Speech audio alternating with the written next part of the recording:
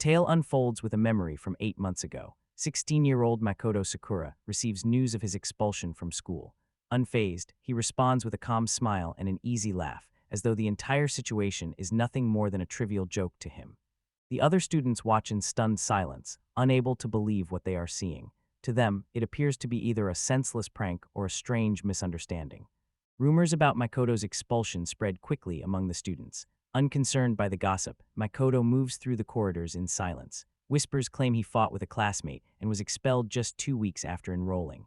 In truth, Makoto had stepped in to halt the bullying, but soon found himself dragged into the chaos of a fight. Despite being the only one hurt, blame fell squarely on his shoulders, simply because his attacker happened to be the student council president's son. Lost in thought, Makoto hears his name called out across the schoolyard. Approaching him is none other than the son of the council chairman himself. With brazen confidence, the boy strides closer, mocking Makoto's expulsion. He doesn't allow Makoto a single word, launching a swift kick and immediately hurling insults. Makoto collapses onto the ground, only to have a drink poured over him moments later. The assailant jeers, mocking him for trying to play the hero. Soaked and battered, Makoto can only sigh, too drained to muster any reply. Bruised and weary, Makoto made his way home. After sharing the story of his expulsion with his parents, his father's face clouded with both confusion and anger, disappointment settling heavily in the room. The father demands to know why trouble was stirred up while both parents are busy. Meanwhile, the mother absent-mindedly reaches for the phone, ready to call the school without asking for details. Neither of them gives any thought to what their son has just gone through. Exhausted and abandoned, Makoto descends the stairs, his mind made up to leave home no matter what. The father tries to intervene, insisting that nothing has been decided yet. Makoto, however, walks on in silence, paying no attention to his father's words. Closing the door behind him, the young man carries the weight of blame on his own shoulders, unable to break free from the burden of injustice that refuses to let go. Lonely and weighed down by his troubles, he climbs the hill overlooking the entire city and gazes thoughtfully into the distance. A heavy sigh shatters the silence as the complexities of the adult world press in absurd rules, senseless restrictions, and suffocating ties make everything feel overwhelmingly complicated. Perched atop the hill, Makoto let his thoughts wander to dreams of a life filled with greater freedom and happiness. Then, something unusual caught his attention. Across the city skyline stood immense, unfamiliar structures that had never been there before. A subtle tremor runs through the earth as identical buildings suddenly spring up in different corners of the city. The unexpected sight catches him completely off guard. A violent jolt forces him to clutch the railing, desperate to keep his balance. This time, the trembling grows much more intense, sending a chill of fear deep into his heart. Stunned, Makoto slowly moves closer to one of the strange structures, his eyes widening with both awe and caution as he studies its massive silhouette. As he stands before the structure, realization dawns. It is just like every other building around. A closer look reveals a set of stairs spiraling down into the shadowy depths below. Startled and wary, Makoto wonders if he possesses the courage to uncover the secrets hidden within this mysterious structure. Beside him, another boy watched the unfolding events with a wary gaze. His eyes lingered on the strange structure, tension etched across his face as he struggled to comprehend its purpose or what might happen next. Scrolling through social media, one of the boys notices that these strange structures have appeared not just in Amare, but across the globe. Users post photos of bizarre creatures emerging from the monuments. Among them, a hooded figure with a skull in place of a face stands out most vividly. Adrenaline surges through Makoto as he races toward the entrance. These structures have earned the name dungeons. Seeking freedom and a fresh purpose, he steps inside without hesitation, a decision that sets the course for his destiny. As mysterious dungeons emerge across the globe, powerful earthquakes begin to shake the earth, their origins remaining a complete enigma. Panic sweeps over the world, leaving entire nations anxious and uncertain about the future. News reports began detailing incidents of people who entered these structures, only to fall prey to vicious creature attacks. For some, these encounters proved fatal. The threat turned out to be far more real than anyone first imagined. The government issues an official warning, urging everyone to steer clear of dungeon emergent zones. Investigations are underway, and evacuation plans have been put into action. Meanwhile, Makoto carefully descends the long staircase into the dungeon. Heart pounding and pupils wide, anticipation of adventure quickens every breath. Reaching the bottom, he finds himself within a vast cavern adorned with menacing stalactites. Mystery and magic fill the air, and wonder lights up his face as he exclaims in awe at the incredible sight. Deep within the cave, a voice suddenly echoes through Makoto's mind, calmly announcing that the Shichiki-mean level system has been activated. Confused by this mysterious declaration, Makoto asks uncertainly what it could possibly mean. The voice explains that by saying status open, he will be able to view his personal information, skills, and items, just like in a real game. Driven by curiosity, the boy decides to give it a try. As soon as he utters the command, a glowing panel materializes before him, resembling the interface of a video game. Yet Makoto's excitement quickly fades into disappointment when he notices that all his stats are pathetically low. As frustration settles on his face, the guiding voice calmly begins to explain the basics. A detailed explanation about HP, MP, and various skills unfolds. Makoto tries to tune it out, insisting that everything is already understood, but the persistent voice pays no heed and steadily continues with the lesson. Suddenly, the voice reveals a crucial detail. Every time his level increases, he will gain either a random new skill or an upgrade to an existing one. At the moment, he possesses Fire Magic at level 1, which comes with the rare trait of infinite enhancement. This unique trait fills the system voice with genuine admiration. Meanwhile, a level 1 slime materializes before Makoto, presenting itself as the perfect adversary for a first encounter. The system explains that his boundless ability enables him to surpass any limits set by evolution. Makoto feels a surge of excitement. This truly resembles a dreamlike game. While making his way toward the slime, a sudden stumble sent him tumbling to the ground, the impact leaving a sharp ache. The system then explained that in order to activate a skill, he needed to point his hand at the target and speak the skill's name aloud. Summoning every ounce of determination, Makoto follows the instructions. For the first time, he casts level 1 Fire Magic, launching a blaze that strikes the slime directly. Flames engulf the creature as the boy watches, captivated by the spectacle before him. A message soon alerts him that his level has increased. Amazed by the turn of events, he rises to his feet, feeling the thrill of this exhilarating experience. The system voice announces the conclusion of the introductory lesson and wishes him luck. Curious, Makoto asks for its name. The system replies that he may call it anything he likes. Makoto settles on the name Exiled and decides it suits perfectly. As the introductory lesson comes to an end, something unusual materializes before Makoto. He halts, eyeing the misty figure with caution while pondering its possible meaning. Out of the shadows emerges a colossal creature, a true minotaur. Instantly, the system displays a prompt. The recommended level for this battle is 20. A crooked smile tugs at Makoto's lips as sweat trickles down his forehead. An uneasy chuckle escapes, betraying the realization that this opponent is far beyond his ability to handle. The Minotaur's powerful blow sends him crashing to the ground. Groaning in pain, the boy struggles to rise, determined to pull himself together. As he falls, he shouts out the name of his skill, hoping to unleash fire magic. Despite his injuries, Makoto refuses to give up and struggles to strike back. The spell fizzled out, leaving him sprawled on the ground. Pulling up his status screen, the truth became clear. His MP reserve had completely dried up, which explained why his magic had let him down. As the Minotaur closes in, memories surface for Makoto. Leveling up had granted him a new skill. With his freshly forged sword in hand, he steels himself for the upcoming battle, determination etched on his face. Brimming with confidence, the young man dashes forward as if to launch an attack, but at the last moment, he veers away and takes off at full speed. Clearly, he has a different strategy in mind.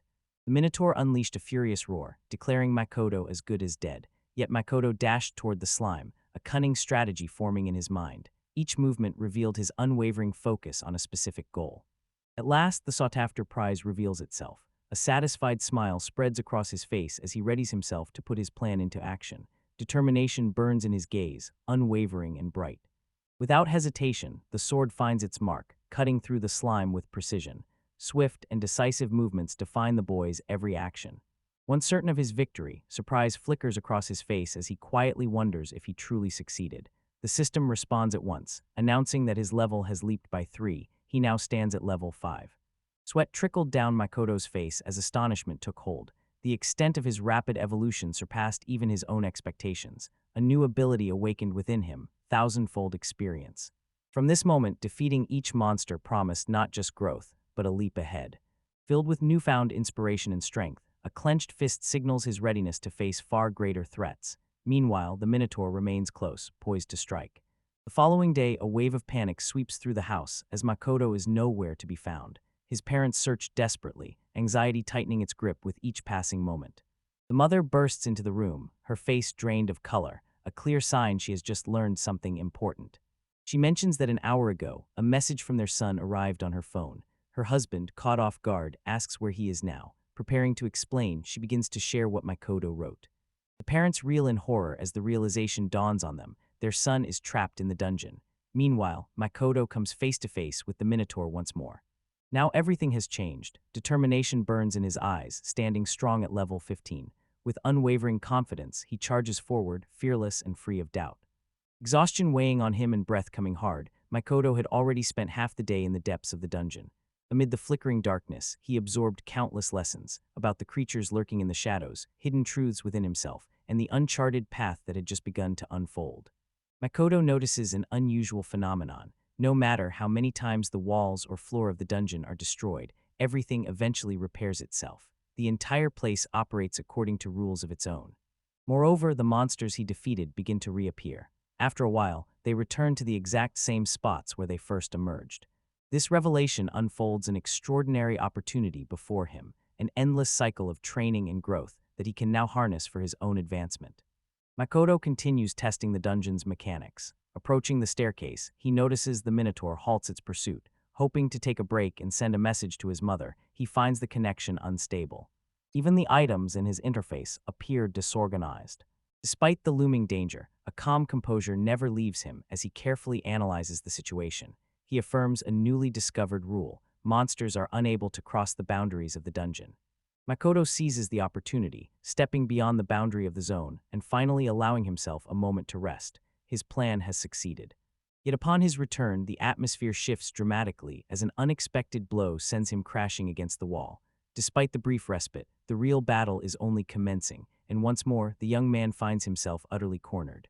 A newly emerged monster finds itself utterly depleted, no mana, barely clinging to life, hunger gnawing from within, and exhaustion weighing every limb. Attacks prove useless, and progress stalls as its level refuses to rise. Confusion clouds its mind, unable to comprehend how such despair became its reality. Suddenly, an unexpected twist unfolds as the monsters he once defeated resurface before him. A spark of hope ignites in his eyes. Sensing an opportunity to change everything, he launches his attack with a faint, confident smile. Drawing on the wisdom gained from 1,000 battles and the relentless tide of revived monsters, Makoto systematically eliminates his foes. His level climbs rapidly, reaching 25 and soaring even higher. Power now truly surges within him. After overcoming a formidable foe, a surge of advancement propels his level straight to 43. Amazed by the untapped potential of his ability, a realization dawns. An extraordinary new path now lies open before him. Covered in dust and grime, Makoto flashes a bright, excited smile. Despite the dangers he has faced, this dungeon now stands as a true symbol of freedom for him. 2 weeks later, a helicopter soared over a bustling modern metropolis. Far below, a crowd of protesters had gathered, united by a clear and determined demand.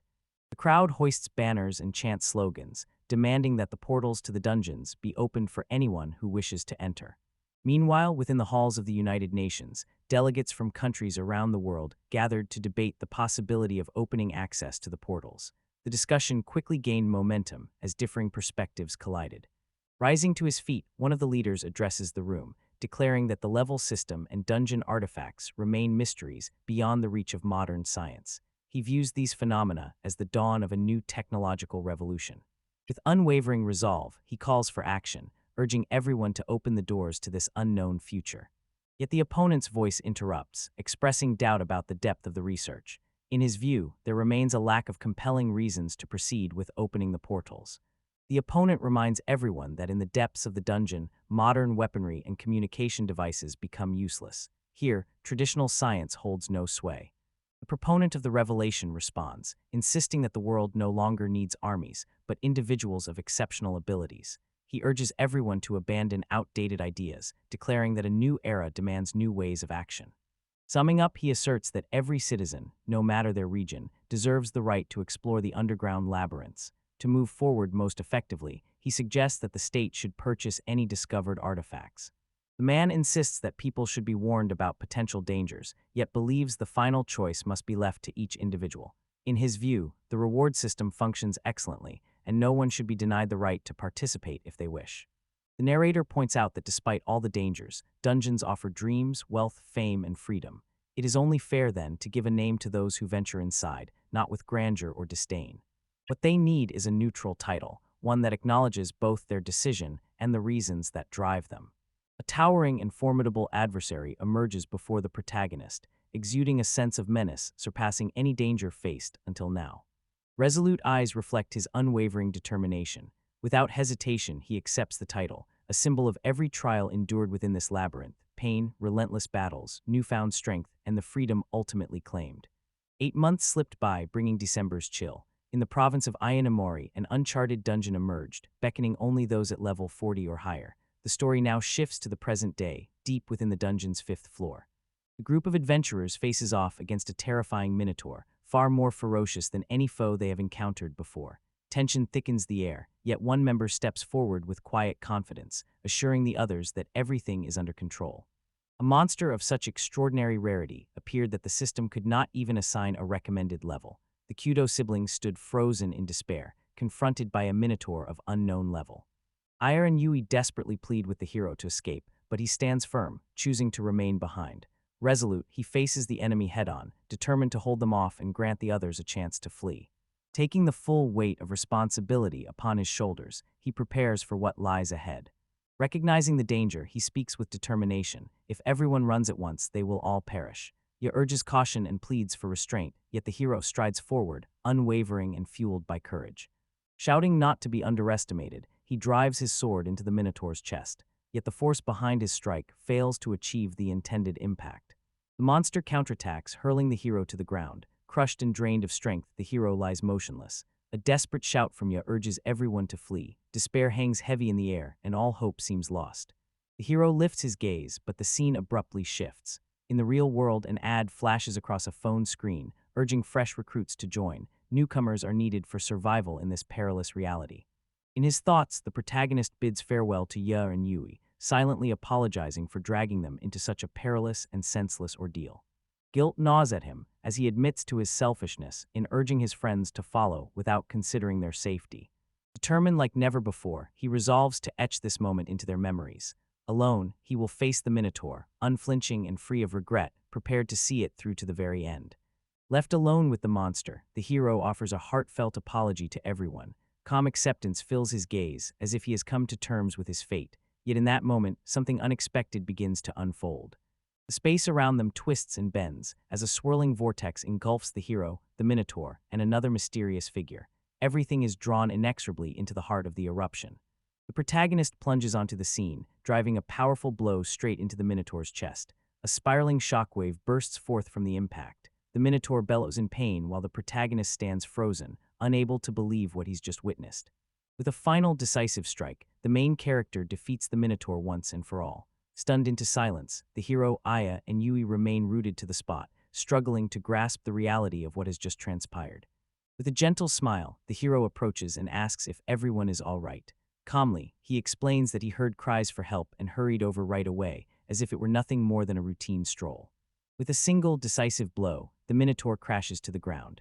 The onlookers, still in shock, crowd around the hero, their words overflowing with gratitude and admiration for the swift victory that has saved them all.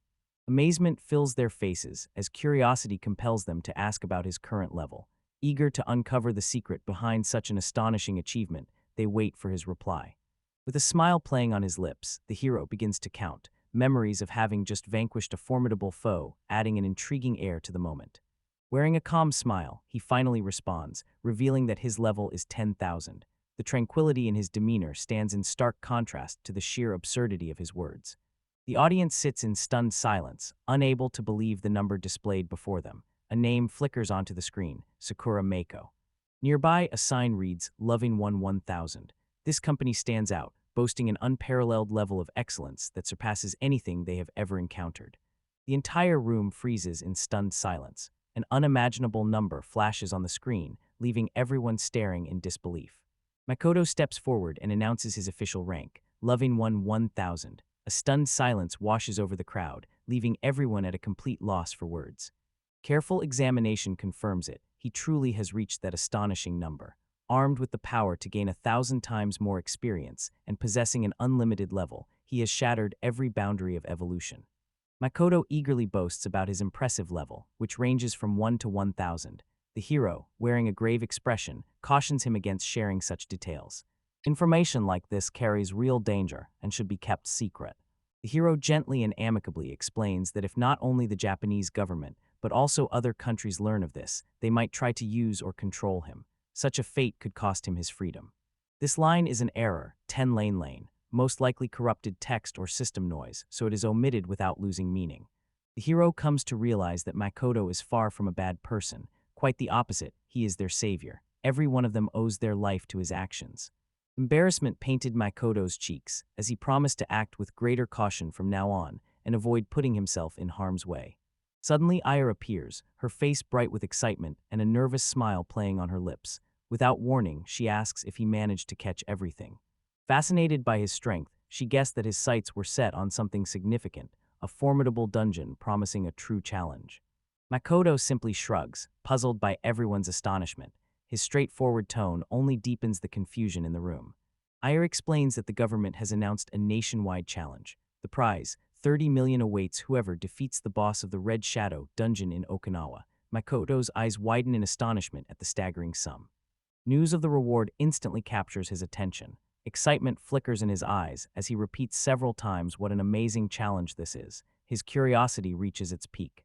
The realization that such a formidable dungeon exists, complete with a monetary reward, only serves to deepen his fascination. The others watch in amazement as childlike excitement lights up his face. After expressing his gratitude for the information, Makoto announces the need to leave immediately. However, as he mentions arriving on Monday if he departs today, Wei reacts with surprise and asks for clarification. After all, it was still Saturday. Suddenly, a realization strikes her. Makoto has spent an entire week in the dungeon. Embarrassment colors his face at the thought of this detail. He admits that ever since fleeing home, he has not set foot outside the underground. He confides that it would be deeply awkward if others were to learn about this story. Makoto takes his leave, expressing his gratitude once more for the information, and politely declines the invitation to lunch, explaining that everything has been settled and he needs nothing further. Racing down the dim dungeon corridor, he leaves the startled group behind. His silhouette vanishes swiftly into the distance. As the others watch him walk away, the hero quietly offers his apologies to the girls for the confusion he caused earlier. The hero admits that his strength to protect the group has faded compared to before. Age weighs heavily on him, and thoughts of retreat begin to occupy his mind. Aya cuts him off, firmly reminding everyone that he was the one who reignited the fighting spirit within the team. Minor mistakes pale in comparison to what truly matters. With unwavering conviction, she declares that, from this moment on, they will rise as the strongest. United, they become an unbreakable team, capable of overcoming any challenge. Moved by these words, the hero clenches his fists, rekindling his faith in himself. With newfound determination, he announces their intention to give it a try. The group responds with genuine enthusiasm, exchanging promises and playful banter, creating an atmosphere filled with warmth and camaraderie. As the scene draws to a close, hope and unity linger in the air, set against a backdrop of falling snow that hints at a fresh beginning. Meanwhile, Makoto arrives in a snow-covered Okinawa. Startled by the unexpected winter chill, he surveys the city blanketed in white and remarks on the unusual weather. 8 months had passed since the dungeons first emerged, and in that time, a host of systems and services tailored to players had sprung up. Makoto arrives at the Aomori Branch Dungeon Center, a place that never sleeps, where players trade goods around the clock. Stepping inside, he takes in the bustling scene, watching as the lively exchange of items and chatter fills the air. A mountain of items spills onto the dungeon center's counter as he unloads his pack. The sheer volume is astonishing, almost beyond belief. The employee stood frozen in shock, unable to comprehend how so many items could be pulled from such a tiny bag. Astonishment left her utterly speechless. She points out that the size of the objects doesn't match the dimensions of the backpack. The contradiction defies common sense, and her astonishment is unmistakable. Makoto, calm and composed, inquires if there's any issue, his tone unaffected by confusion. He then shares that his backpack is a magical bag, a trophy he earned after defeating a monster named Adam and Tite. Astonishment sweeps over the coworker as a vivid image of a colossal turtle springs to her mind. The thought that Makoto might have vanquished an extraordinarily powerful monster takes root. Meanwhile, Makoto simply responds with an awkward without the slightest grasp of the magnitude of her reaction. As Makoto meandered through the dungeon center, a steady stream of players gravitated toward him. Some sought to form a party, while others eagerly requested his opinion on their gear or asked him to assess their level. The sight of an underground dungeon nestled right in the heart of the shopping mall catches Makoto completely off guard. This unexpected discovery leaves him momentarily stunned.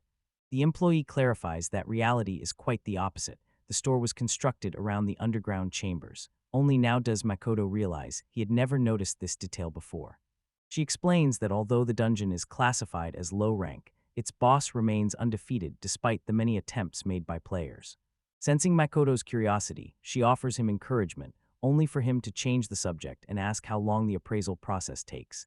When she mentions it takes about 10 minutes, Makoto decides to attempt it within an RTA, his sudden determination catching her off guard. Nearby, a pair of adventurers traded stories about the rumored U-rank dungeon. Despite its fearsome reputation, they found it more intimidating in appearance than in substance. Each felt certain the boss had been defeated long ago. Meanwhile, Makoto was already making his way down to the 5th level.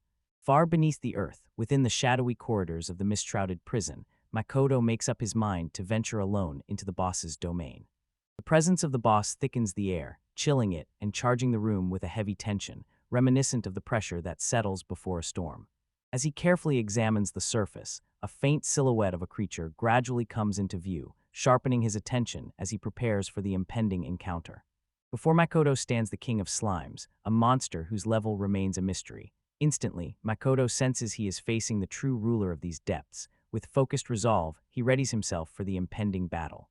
The moment the Slime King spots an approaching enemy, it immediately tries to escape. Makoto, grinning with anticipation, reacts without hesitation and dashes after it. Darting between the labyrinthine structures of the dungeon, he makes sure the slime never slips from sight. The chase is on, and every leap brings him closer to his quarry. Surprise flickers in Makoto's eyes as he notices that, despite its low ranking, the slime easily outpaces him. With a formidable level of 10,000, he finds himself barely able to keep up. Realizing that speed alone would not resolve the situation, he chose to unleash a unique ability to regain control. With a surge of 10th level ice magic, Makoto instantly freezes the entire floor, encasing even the Slime King in solid ice. A sudden surge of cold sweeps through the air, instantly paralyzing the opponent. Before there is any chance to react, an unyielding layer of ice encases them completely. Makoto delivers the finishing blow, striking precisely at the frozen core of the monster. The attack proves fatal. The boss erupts in a storm of ice, leaving behind nothing but shards of frozen debris and a rare trophy. His level instantly climbs by 9,900. Pleased with the outcome, he sets his sights on returning to the shop. As Makoto opens his status screen, he freezes, his eyes widening in surprise at what appears before him. His level soared to 1900, and realization washed over him. The reward for victory turned out to be far greater than he had anticipated. Although the Slime King ranked among the lower-tier bosses, his unusual elusiveness had driven the bounty on his head to ridiculous heights. This victory meant more than just a win, it marked a true breakthrough. Makoto decides to test out a new skill, Cloud Flight Magic, Level 1. Curiosity stirs within him as he activates the ability without hesitation, eager to discover its potential. The moment the ability activates, Makoto feels himself rising into the air. Amazement and excitement fill him as he realizes he is truly flying. The skill activates flawlessly from the very first attempt, yet there's a catch. At the initial level, he can only glide gently, never gaining much height. Disheartened by the setback, he abandons the thought of flying to Okinawa on his own and reverts to his original plan of taking a commercial flight. 2 days later, Makoto arrives in Okinawa Prefecture, where a fresh challenge is already awaiting him. A bustling scene unfolds before his eyes at the entrance to the Red Shadow Dungeon. Rank H, he gazes in awe at the lively crowd and the imposing structure. Nearby, disheartened adventurers exchange frustrated murmurs. One laments having been unable to enter for 2 days straight. Others, intimidated by the monster guarding the entrance, remark that a reward of 30 million must come with a reason. While most hesitate at the threshold, Makoto strides confidently towards the entrance. One of the adventurers, intrigued by this air of calm, steps forward to intercept him. An experienced adventurer offers a warning, recalling how barely escaped with his life, even at level 66. He suggests that Makoto should retreat, suspecting that the promise of a hefty reward is clouding the boy's judgment. In silent composure, Makoto listens intently, careful not to reveal his true strength. Unaffected by the skepticism around him, he maintains an unshakable calm. A helicopter suddenly approaches, its blades slicing through the air. Makoto simply gazes at it, maintaining an air of nonchalance and calm. The helicopter touches down beside the entrance to the dungeon, its presence captivating Makoto. Never before had such advanced machinery come so close to him. From within, an imposing figure steps out. An elegant and determined young woman arrives, flanked by three agents in sharp suits. Her commanding presence signals that something significant is about to unfold. With authority ringing in her voice, the girl demands that Makoto step aside and clear her path without delay. With surprise and a hint of confusion, he remains rooted to the spot, quietly realizing this is the first time he has ever seen a real lady up close. Seeking to lighten the mood, Makoto cracks a joke, pointing out that she's just a kid too since they're the same age. The attempt comes off less than convincing. In a flash, the girl brims with fiery confidence, introducing herself as Maria Fangold. With dignity, she asserts that she is no child. At that moment, Makoto catches a glimpse of the man who had been standing nearby quietly slipping away. His subtle departure strikes Makoto as suspicious. With unwavering confidence, Maria declares her level is 99, making this dungeon nothing more than child's play in her eyes. Makoto and the others are left astonished, yet a hint of unease lingers among them. Still, she appears far too small. Makoto can't help but voice this observation, immediately earning himself an irritated glare. With a flash of anger, Maria snaps that she is 12. Unfazed, Makoto casually responds that 12 is still. Makoto remarks that at 12 years old, one is still very much a child. Maria instantly bristles at his words, feeling her pride wounded, and accuses him of being rude. As he struggles to explain, her guard steps in, his tone formal and resolute. According to the Russian clan code of Uday, he announces, Maria is considered an adult at 12. With unwavering seriousness, she insists on being treated with the respect she deserves, making her point unmistakably clear. Makoto lingers in silence, visibly unsettled. Meanwhile, Maria, resolute, decides to venture into the dungeon alone, instructing the guard and the others to remain outside and wait for her return. The situation strikes him as odd. Even with level 99, venturing inside alone poses a real risk. Still, he swallows his doubts and offers a quiet apology. The guard observes him closely, gauging every subtle reaction. A restrained suspicion flickers in his eyes. Makoto steps into the Red Shadow dungeon and finds himself taken aback by the sights before him. For a rank H dungeon, the place brims with an unexpected level of order and method. Nearby, the remains of a defeated monster lie silent on the ground. Suddenly, a scream echoes from the depths of the corridor. Without hesitation, Makoto springs into action and races toward the source of the noise. With tension in his gaze, disbelief fills him as he recognizes Maria.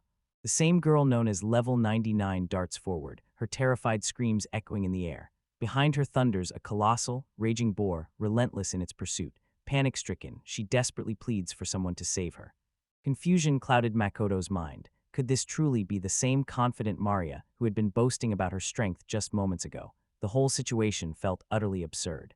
Panic overtakes Maria as she flees, the wild boar's breath hot against her back. Her cries grow increasingly desperate, betraying none of the composure expected from a seasoned fighter. Makoto, fully prepared, stretches out his hand, gathering magical energy into his palm. His eyes widen in surprise at the unfolding scene, but his resolve does not waver as he firmly orders Maria to duck immediately. Maria glances back as a powerful burst erupts through the air. Makoto's magic crashes into the boar with unstoppable force. The monstrous creature is hurled against the wall, sending debris scattering in every direction. Struck with disbelief, Mari lies sprawled on the ground, her wide eyes fixed on the site of the explosion. Meanwhile, Makoto approaches with calm, unhurried steps, as if the chaos swirling around them were nothing out of the ordinary. A direct blast of level 10 fire magic brings the monster to its end. Flames erupt in a furious explosion, consuming the creature and tearing its body apart in a storm of fire. A woman approaches Maria and gently inquires if she is all right. Words fail Maria. She can only stare silently at Makoto, eyes wide with shock and disbelief. Suddenly, fury flashes across her face as she snaps that she never asked for help and accuses Makoto of lying. Makoto stands silent, his eyes fixed on her, completely at a loss as to what has triggered her outburst. Once more, she introduces herself with pride, but this time Makoto interrupts, reminding her that with her level of 99, she should be fighting instead of running away. Maria insists she had no other choice. With a hint of embarrassment, she admits that she has never defeated a monster that was still moving. Others would weaken the creatures until they could barely stand, and only then would she step in to finish them off and claim the experience. Makoto wonders why she's boasting about it, but Maria remains unwaveringly proud. As he prepares to leave, the girl suddenly grabs his face, catching him completely off guard. Maria tries to persuade Makoto to let her join the team, promising to grant him a special permission. Unmoved, he simply gestures toward the exit, suggesting she seek assistance from security if she needs help. She insists on staying, determined to see the dungeon through to the end. Annoyance grows in Makoto's voice as he asks why, if she is so resolute now, she tried to escape before. The scene devolves into a ridiculous clash between pride and stubbornness. In the end, Maria admits her fear and, with a pleading look, asks Makoto to fight in her place. Despite her fear, she clings to his clothes and refuses to let go until he gives his consent. In that moment, she formally offers an alliance. Confusion washes over Makoto, as her actions seem at odds with her words. With a resigned sigh, he finally gives in and murmurs, "I understand, let me go." A spark of joy lights up Maria's face, convinced that Makoto has finally accepted her as an equal partner. Yet his next words temper her enthusiasm, as he remarks that helping a child is hardly a profitable venture. Offended, Maria snaps back, demanding to know if he truly believes there is not a single benefit in being allied with her. Curiosity sharpens in Makoto's voice as he asks why she is so determined to conquer this dungeon. His growing suspicion suggests that money is far from her only motivation. At that moment, Maria unveils the truth. What she truly seeks is to prove her maturity to her distant parents. Recognition from them holds far greater value to her than any treasure. Money and experience hold no appeal for her. The only thing she desires is to have her name forever linked to the defeat of the Red Shadow. Makoto finds himself genuinely surprised by her candor. Contemplating Maria's request, he arrives at a thoughtful conclusion. The spotlight holds no appeal for him, nor does public recognition. Valuing his freedom above all else, Makoto chooses to let her claim all the glory. He consents to the alliance, but insists on one condition. Maria must claim that she conquered the dungeon on her own. The two formally seal their alliance with a firm handshake. Inspiration lights up their faces as they prepare to face this challenge together. With a proud tilt of her chin, Maria encourages him to appreciate the fact that they are now on the same team. Her voice carries a confident air of superiority. Makoto does not argue, but firmly states that their cooperation extends only to this dungeon. Anything beyond that lies outside the agreement. The second floor of the Red Shadow holds a formidable challenge. A level 60 demonic boar awaits them, ready to test their endurance and resolve. With unwavering confidence, Maria announces that this time, everything will work out. Determination fills her voice, and her eyes reflect a sharp focus. Makoto watches in silence as she tries to appear brave. When she asks if he has any weapon at all, he simply walks away, empty-handed and wordless. At last, he offers her the sword and assures her that, although it may appear intimidating, with her level at 99, she will be just fine. Steeling herself, she grips the weapon firmly and charges ahead, determined to confront the demon on her own. Courage ignites in Maria's eyes. Remaining motionless, she faces the charging demonic boar head-on. This time, not even a hint of fear makes her step back. Summoning every ounce of strength, she lunges forward and lands a direct blow, toppling the monster to the ground. A rush of joy fills her as she celebrates this victory. Conquering her first monster without any help feels exhilarating. Makoto steps in, assuring her that all is well and the danger has passed. Energized by her success, Maria continues ascending the stairs, declaring that her level 99 is much more than just a number. With unshakable confidence, she declares that she will be the one to conquer this dungeon. Makoto trails behind at a leisurely pace, his calm demeanor unbothered by her bold claim. Confidence flickers within him, and he believes everything will likely turn out fine. Yet, advancing to the next level, they stumble upon the lifeless body of another adventurer. As they ascended to the third floor of the dungeon, curiosity prompted Makoto to ask Maria about the specific abilities she possessed. With determined energy, she drops into a fighting stance and announces her intention to reveal everything, declaring that the time has come to demonstrate why her abilities stand out from the rest. Suddenly, an unfamiliar voice echoes through the halls, its tone edged with irritation as it commands, "Enough, this is becoming quite bothersome." Despite everything, Maria suddenly declares that she has mastered 4 incredible powers. Rather than offering an explanation, she chooses to demonstrate them in action. Preparing to unleash her first skill, she calls on Makoto to watch closely, promising to reveal her most powerful magic. Confidence radiates from her as she unleashes level 5 vacuum magic, sending a powerful beam of energy streaking forward. A beam slices clean through the dungeon wall. Makoto stands transfixed by the aftermath, yet in the next moment, both of them stare in bewilderment at the shattered remains. Clearly, events have not unfolded as they had anticipated. Makoto admits with quiet amazement that this is the first time witnessing such magic. Maria, a bit embarrassed, confesses her lack of control. Her spells always seem to strike the walls instead. Next, she reveals her second ability, a level 10 healing magic powerful enough to instantly cure even the deepest wounds. Makoto watches in awe as Maria prepares to unveil her third skill. The third revealed magic is Resurrection of the first level, a spell with the power to return the dead to life. Makoto finds himself stunned, wondering if she alone in the world possesses such an extraordinary gift. Thoughts of gamebooks flicker through his mind, drawing unexpected parallels to his current reality. Maria moves on to the final ability, the rarest of them all. She gains 10 times the experience for every defeated monster. With evident pride, she asks if Makoto has ever heard of such a feat. He now understands how she managed to reach level 99, though her boundless enthusiasm leaves him rather unmoved. The thought crosses Makoto's mind that he has never truly considered the extent of his own abilities. Now, realization dawns, others might share the same talents he possesses. When Maria boldly asks about his skills, Makoto lies, claiming he possesses nothing noteworthy. He chooses to keep the truth hidden. Deep down, he knows that keeping his thousandfold experience skill a secret is the wisest course. Mentioning it would only invite unnecessary trouble he has no desire to face. Maria grows suspicious. Makoto's evasive answer annoys her, and now she no longer believes that he lacks abilities. Genuine astonishment fills her as she learns he has mastered several level 10 magics: fire, ice, lightning, and even the mysterious soaring cloud magic. Impressed, she praises his strength, while Makoto offers a humble thank you, all the while quietly realizing just how different he is from ordinary people. Inspired, Maria boldly declares herself the strongest after Makoto. Eager for affirmation, she watches him closely, anticipating his response. Although no clear answer emerges, she confidently assumes that Makoto is also at level 99. A bright celebration follows, buoyed by the belief that they now form a formidable duo. Makoto simply gazes at her in silence. The thought crosses his mind that her optimism knows no bounds, but he chooses not to dampen her spirits. With unwavering confidence, Maria proclaims that they are the most formidable team in the entire dungeon. Without a trace of hesitation, she confidently declares herself the leader.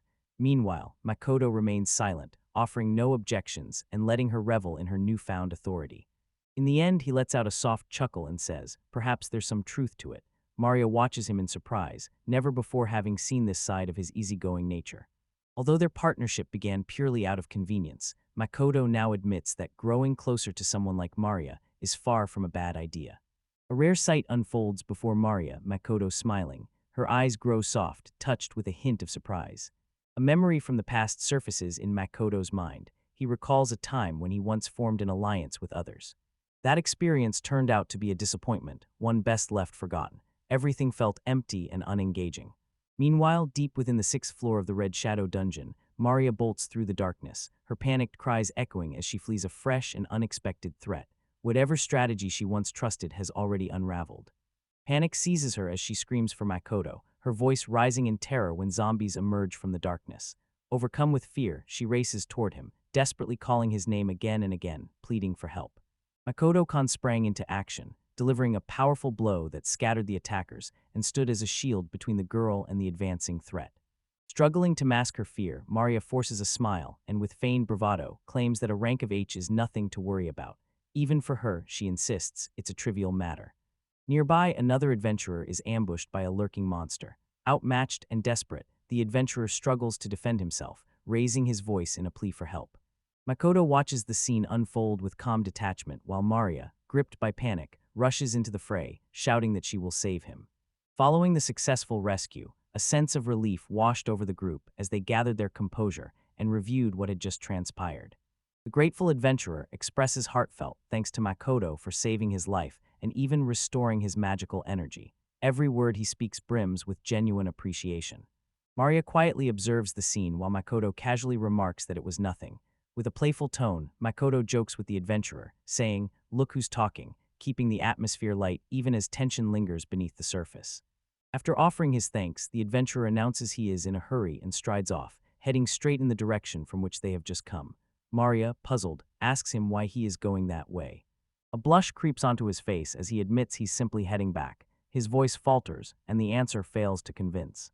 Makoto harbors a suspicion that someone might have already ventured through the dungeon. However, the man swiftly dismisses the idea, insisting that such a feat is simply out of the question. As they make their way through the crowded corridor, the surrounding adventurers murmur among themselves. Observing the pair, someone remarks that these two must possess remarkable strength. Yet another voice quickly chimes in, noting that strength alone will not be enough to conquer this dungeon. Makoto's expression shifts as the mention of something beyond mere strength catches his attention. Curiosity sparks in his eyes, hinting at a deeper interest stirred within him. Reaching the seventh floor of the Red Shadow dungeon, Makoto and Maria found themselves confronted by an enormous crowd of adventurers. Amazement flickered in their eyes as they took in the bustling scene before them.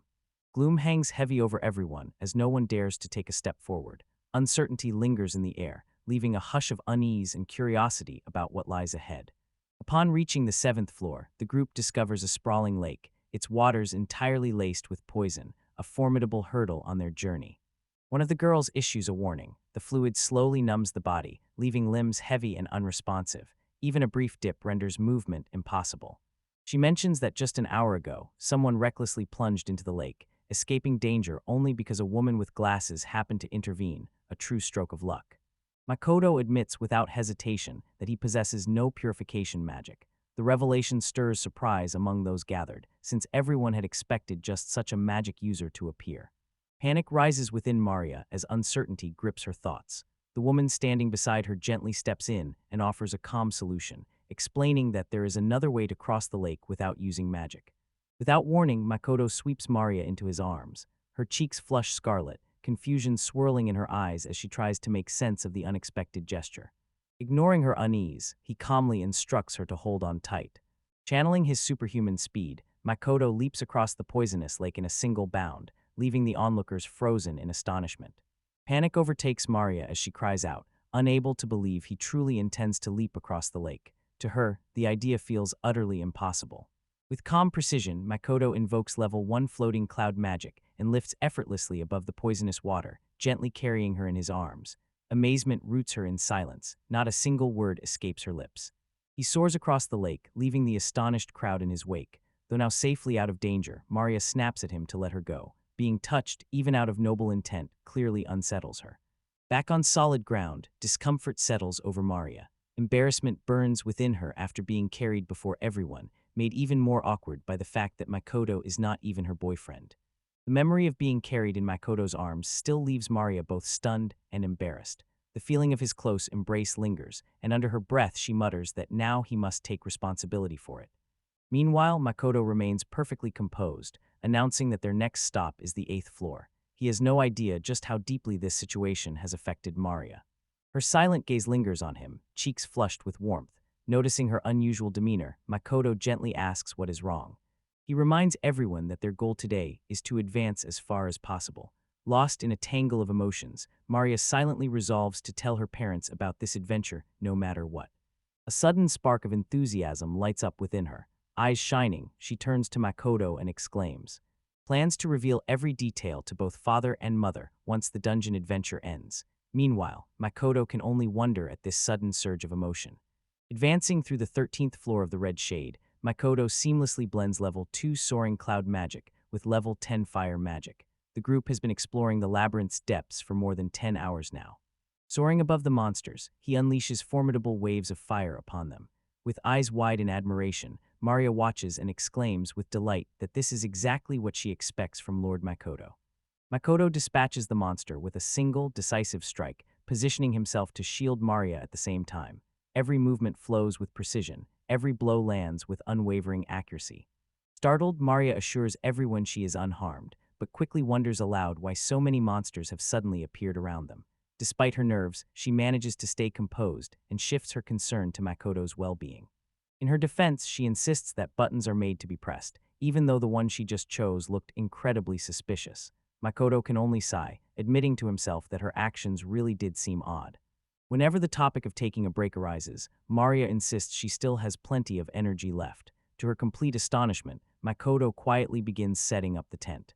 Without wasting a moment, he sets up a proper camp, laying out towels, arranging food, and organizing clothes with practiced efficiency. Maria watches in amazement as he promises to keep watch himself. Fascinated by his magical bag, she proclaims her desire for one just like it. Gratitude and admiration fill her words as she praises his swift and methodical approach. Her eyes shimmer with genuine wonder. Maria coaxes a promise from Makoto, sealing it with a pinky swear. When he agrees, her face lights up with pure delight.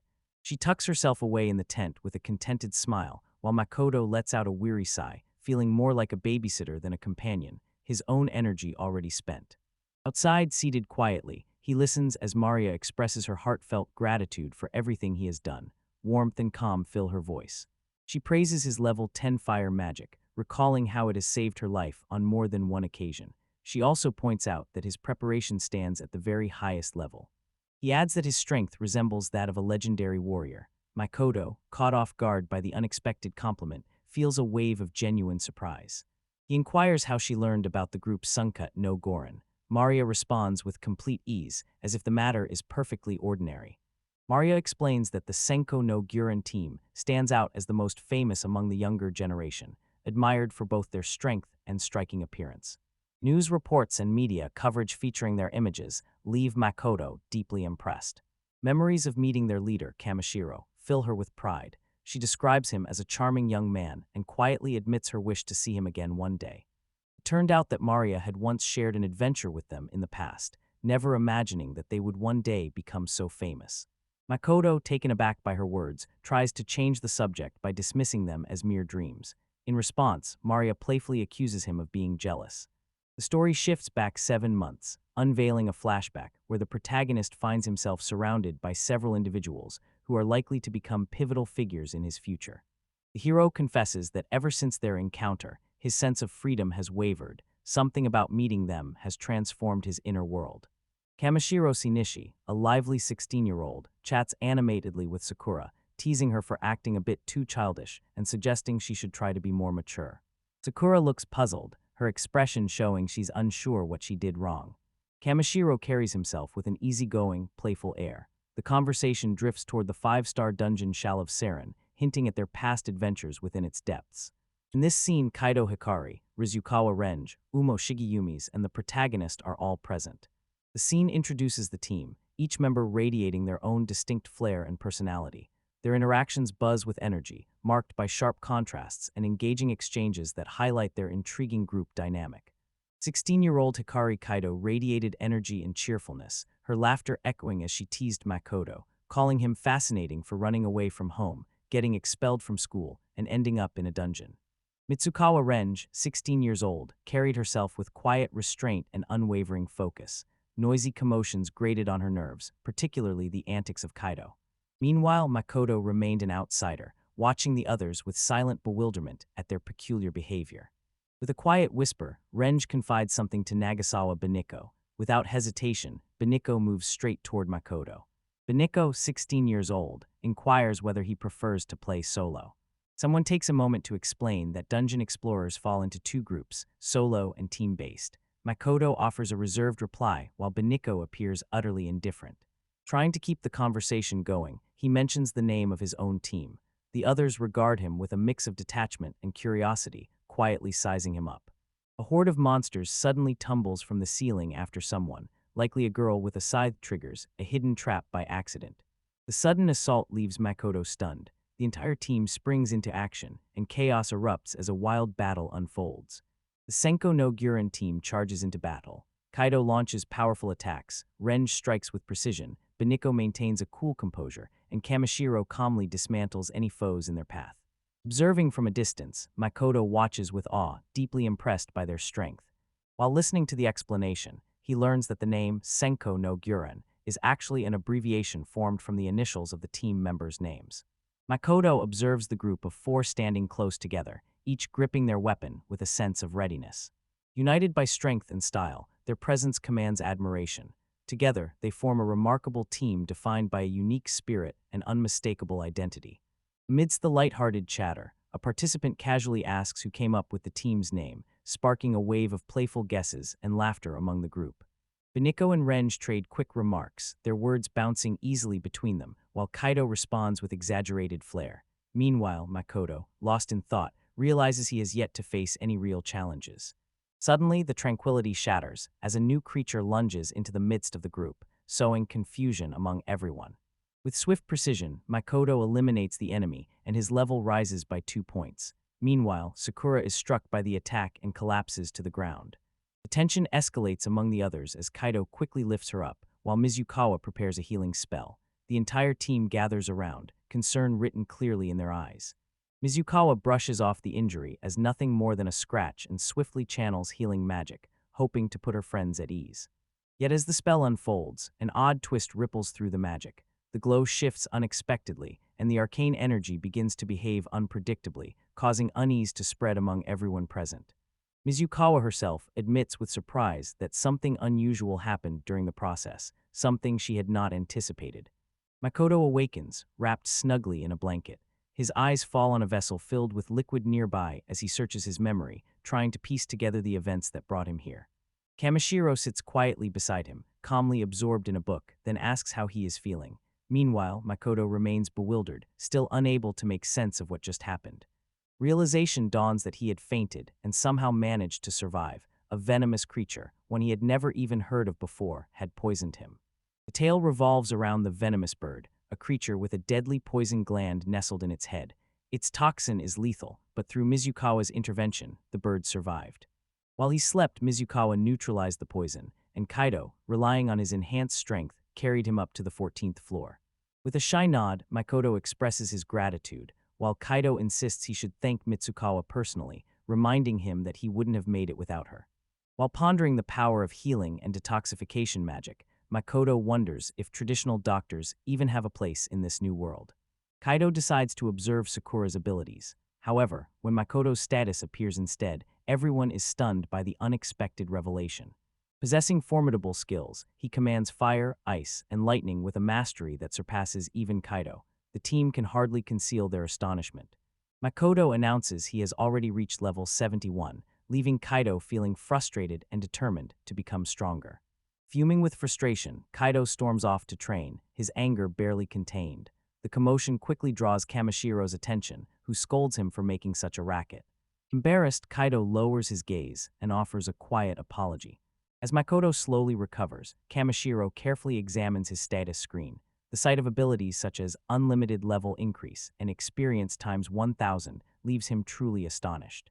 Among the crowd stand individuals with strikingly unusual features. Meanwhile, Mizukawa and Ranji, both remaining alert, choose to seize a rare moment of calm to exchange a few quiet words.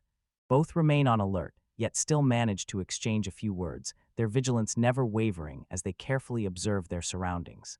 Makoto notes with surprise the impressive skills each person displays, then asks if they all belong to the Arya School's fencing club. Kamishiro affirms this and remarks that, despite his humility about his abilities, Makoto's skill level stands out as exceptionally high. Tamashiro begins to answer the question of why they became players but hesitates, searching carefully for the right words. Beneath the surface, something deeper lingers, hinting at untold reasons. Makoto openly admits that traveling with friends brings him genuine joy and excitement. That is his reason. The thought crosses his mind that he cannot predict how much longer people will intrigue him, yet for now, their presence is what keeps him moving forward. Kamishiro notices that Kaido seems more intriguing than usual, a detail that genuinely surprises him. Kamishiro admits directly that conversations with Makoto truly captivate him. He asks whether Makoto feels the same way. Kamishiro fixes his gaze steadily on him, watching intently and silently awaiting a response. He leans in, seeking clarity, and wonders aloud if perhaps something intriguing is unfolding between them. Silence enveloped Makoto as he drifted deep into his thoughts, unsure of how to respond. Memories flood his mind, battles fought, unwavering support, shared laughter, moments of true friendship drift to the surface. A faint smile gently touches his lips.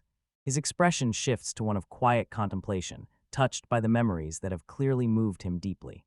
Descending to the 14th floor of the dungeon alongside Mizukawa, his thoughts remain distant. Grateful for her healing, he offers his thanks in a quiet, thoughtful tone. Uncertainty clouds her expression and an awkward silence settles between them, unsure how to respond. Despite her modest protests, Makoto persists, and eventually a quiet sense of gratitude stirs within her.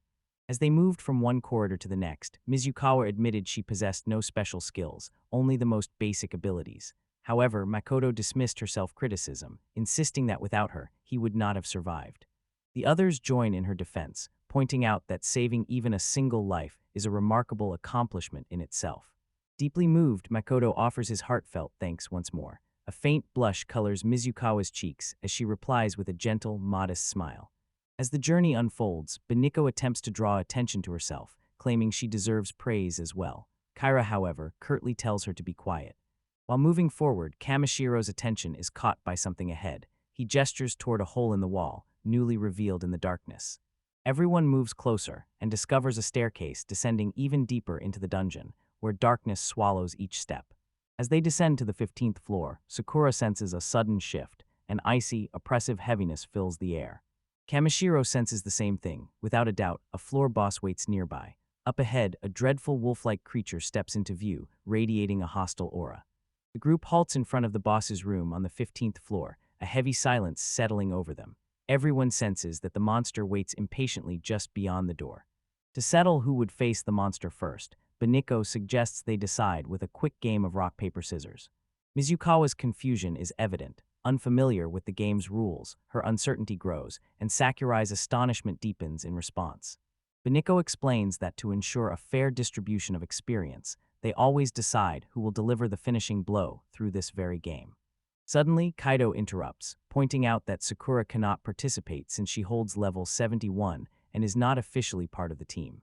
The group agrees without protest, yet Sakura falls silent, her gaze distant as if something significant stirs within her thoughts.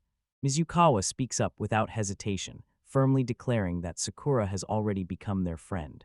Her words leave a deep impression on everyone present, especially Sakura. Kamishiro and Kaido reflect quietly, lost in thought.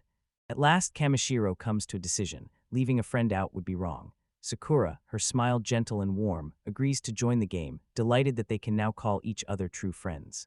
Together, they step into the office of the boss on the 15th floor, moving as one unified team, their trust and sense of solidarity evident in every motion. The group advances cautiously into the depths, every step brimming with tension. The air grows heavier, while an unspoken fear quietly slips closer. A sense of hostility prickles in the air ahead, and sure enough, the boss's approach stirs an uneasy tension within Kaido. Out of the darkness, a monstrous figure lunges forward, silent and imposing, launching a surprise attack from behind and catching everyone off guard. Makoto lunges forward to shield Mizukawa, taking the blow himself as the beast's fangs sink deep into his flesh. Despite his injury, composure remains unshaken as he assures everyone of his well-being and urges the others to fall back. Taking the lead, he moves to the front line to determine whether the creature is poisonous. Without hesitation, Kaido lunges forward and lands a powerful punch on the beast. The group turns and notices Makoto positioned at the very front. Uncertainty fills their faces as they wonder aloud if he is truly capable of handling this beast on his own. News spreads that the enemy is a two-tailed boss, shrouded in mystery with no level displayed, a clear sign of exceptional danger. Kaido steps forward, determined to seize control of the situation, and promises to deal with the boss swiftly. Mizukawa eyes Makoto's injuries with growing concern. Makoto admits that after the bite, only half his health remains, likely due to some special effect. Kamishiro issues a warning that an even greater danger is approaching. Realization struck Beniko and Kamishiro as they discovered that Kaido was only level 24, far too weak to handle this boss. No time remains for contemplation, as the 15th floor boss unleashes a ruthless assault on Kaido, slamming him hard into the ground. The injuries he sustains are severe and life-threatening. The monster's fangs sink deep into Kaido, drawing a guttural cry of pain from him as his life points rapidly drain away. In a matter of seconds, HP drops from 78 to 39. The boss shows no sign of slowing down, already preparing for the next strike. With unwavering resolve, Ranji lunges forward and drives his sword deep into the monster's body, halting its assault on Kaido. At that moment, Sakura notices a wound on her arm, but pays no attention to the pain. Her focus remains on Kaido as she asks Mizukawa for help, pushing aside any concern for her own well-being. Ranji braces himself for another attack, while Mizukawa hurries to Kaido, who already regrets his reckless actions. The monster lunges at Kaido once more. Despite his wounds, Kaido realizes he has become the target. Shouting to his friends, he urges them to escape while he draws the creature's attention away. Sakura steps forward, positioning herself between Mizukawa and Kaido, her hands crackling as she calls forth the power of lightning magic. A brilliant burst of light erupts before the monster, leaving everyone momentarily stunned. Remarkably, the effect comes from nothing more than a first-level spell. The group's combined strength proves more than enough to halt the monstrous foe. They gaze in awe at the fallen boss, its massive form sprawled motionless before them. A collective sigh of relief fills the room, quickly giving way to astonishment. Sakura's phone buzzes with a new message. He has soared 20 levels at once. Staring at his trembling hand in disbelief, he mutters under his breath that this is dangerous. Alarm flickers across Mizukawa's face as she rushes to Kaido's side, calling out his name as she sees his severe wounds. Sakura walks over as well and gently asks if he is all right. Without warning, Kaido collapses forward, drained by his wounds. Sakura swiftly catches him, preventing him from hitting the ground. Concern for Kaido's condition weighed heavily on everyone's faces. Yet, despite his serious wounds, determination remained in his eyes. Rising to his feet, he yells accusations at Sakura, blaming her for stealing his prey and completely dismissing the fact that she had just saved his life. Kaido's furious outburst leaves everyone stunned, his anger continuing to simmer and spill over. Despite the tense atmosphere and the earnest attempts of others to help, Kaido turns a blind eye to everything. Disappointment grows, both with his behavior and with the situation as a whole. Sakura chooses to step away from the group. Despite their pleas for him to stay, he simply offers his gratitude for their support. Calmly announcing he will follow no one else, he strides forward on his own. Behind him, Mizukawa and Makoto hurry after, concern etched on their faces. Sakura jolts awake to the sound of Makoto's trembling voice, his body still quivering from the recent ordeal. Glancing around, he spots Maria by his side, dozing off even as she stands watch. Her eyes flutter open at the sound of his voice, and she mumbles a sleepy reply. Sakura, surprised to find her dozing off, teases her about falling asleep on duty, allowing the tension between them to slowly fade away. Maria appears in a fresh outfit, catching Sakura by surprise. Words of praise slip from Sakura, noting how well the new look suits her. A blush blooms on Maria's cheeks, though her expression turns sour as she privately muses that Sakura tosses out compliments a bit too carelessly. She explains that she merely altered the outfit he had given her. Sakura searches her memory, uncertain if he ever truly bought that dress. The item proved too cumbersome to wear, so he simply tucked it away in his bag. Observing Maria handle the homework with remarkable skill, he admits his surprise at her abilities. The compliment delights her, though she points out that the word unexpected feels unnecessary in this context. Sakura responds with nothing more than a quiet smile. The narrator brings the scene to a close with the words, "And after that, Maria and I." As Sakura and Maria calmly explore the area, they continue to inspect various objects and organize their surroundings. One panel reveals Makoto's current status. Although his level remains at 19, his stats soar to astonishing heights thanks to skills like infinite level up and 1000x experience. Maria gazes in astonishment at his profile, while Sakura calmly reveals her own status to her. Amid the endless corridors of the 19th floor in the Red Shadow Labyrinth's dungeon, Sakura and Maria wandered, clearly lost in its twisting maze.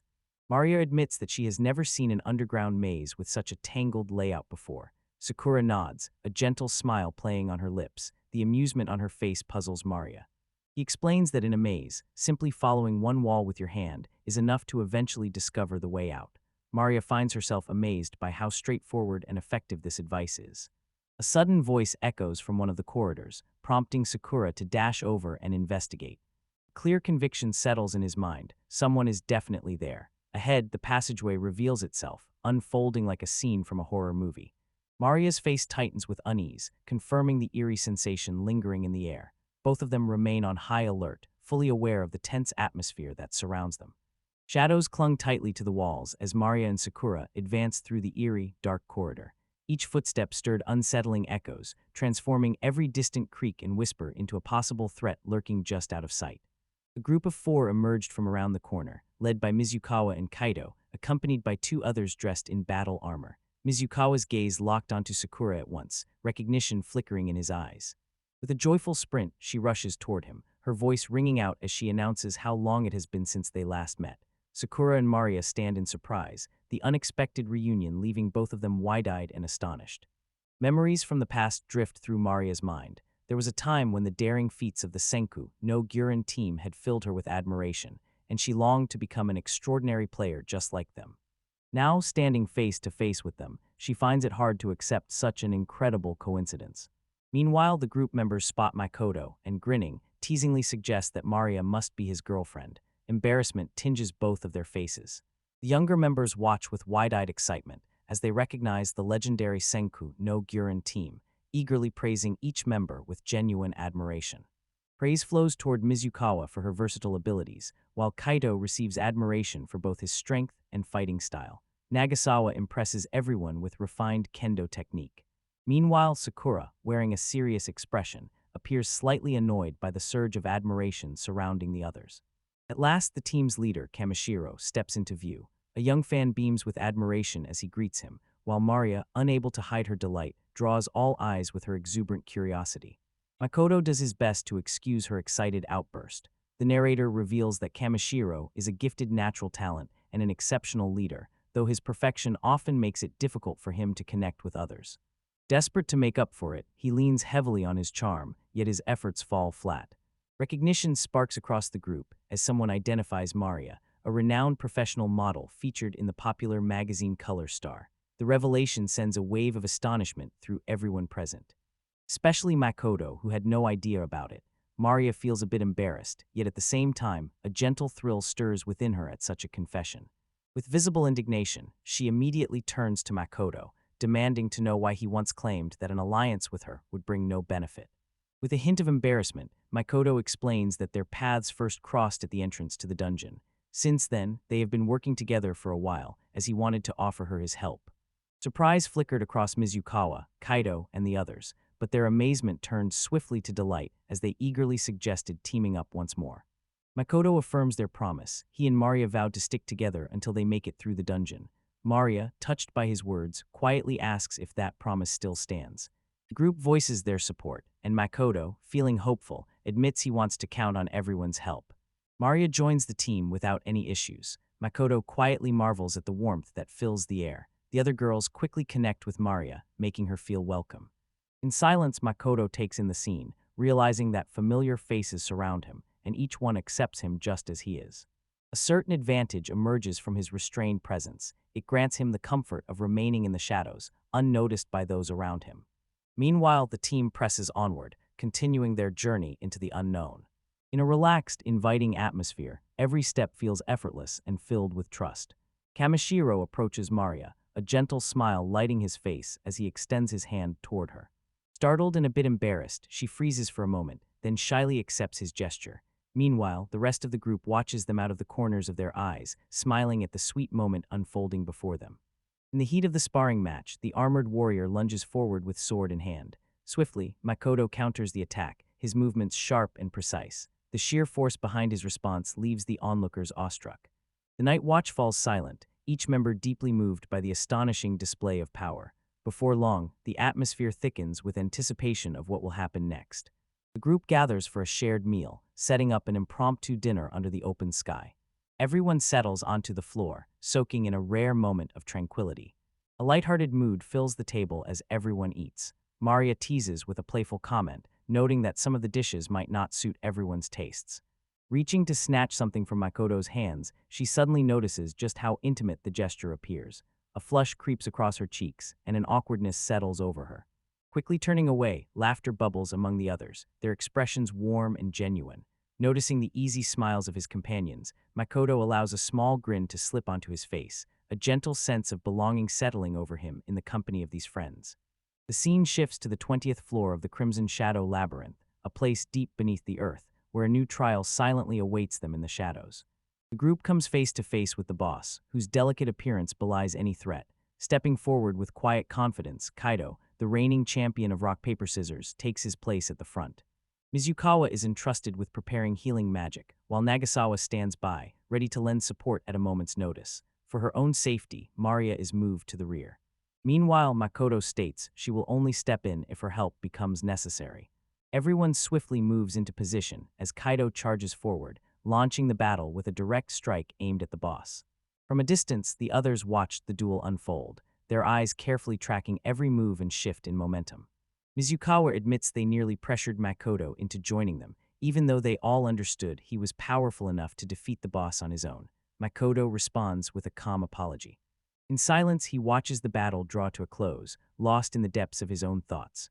Quietly, he admits to himself a longing to fight freely on his own terms, yet an unspoken hesitation lingers.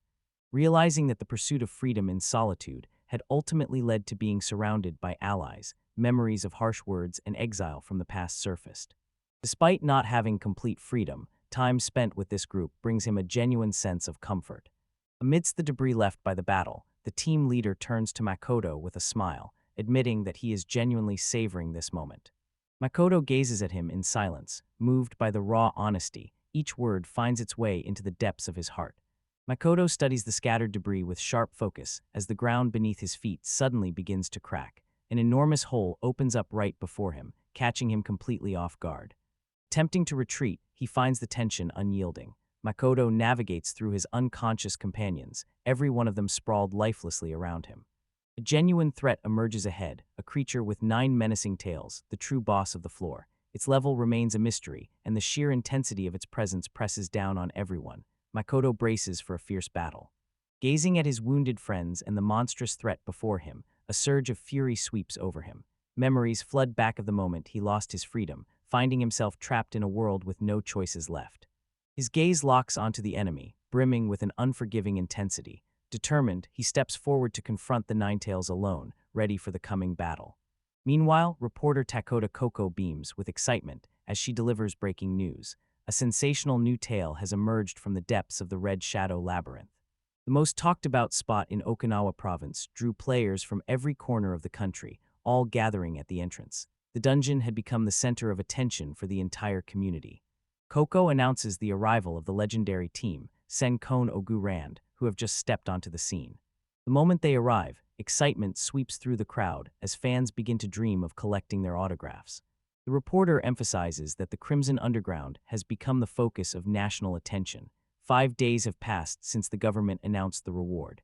Deep inside the dungeon, the boy lunges forward, meeting the creature head-on with a determined blow, accepting its challenge without hesitation. An unspoken question lingers in the air, wondering if at last someone will emerge capable of conquering this labyrinth. Kodo spots Mizukawa lying on the ground and rushes over to her side. Relief washes over him when he realizes she is still alive. Stunned and bewildered, she struggles to piece together the recent events. Explaining her situation, she reveals that everyone suffered serious injuries from the explosive force of the Ninetales. Shielded by Kodo in the chaos, she narrowly escaped the worst of the devastation. The weight of defeat settles heavily on her, filling her with deep sorrow.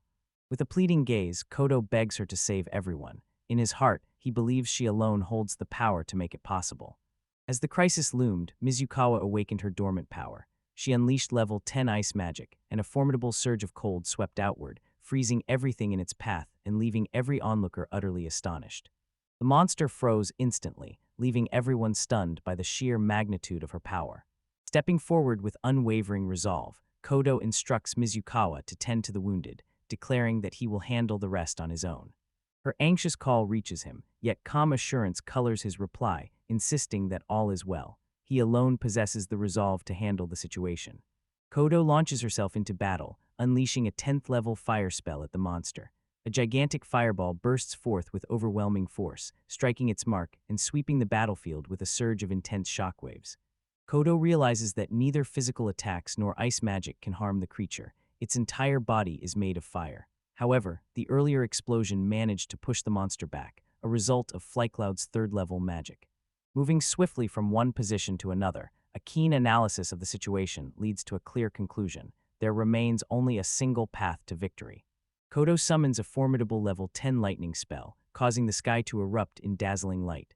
Even so, the monster weathers the onslaught and blocks the attack.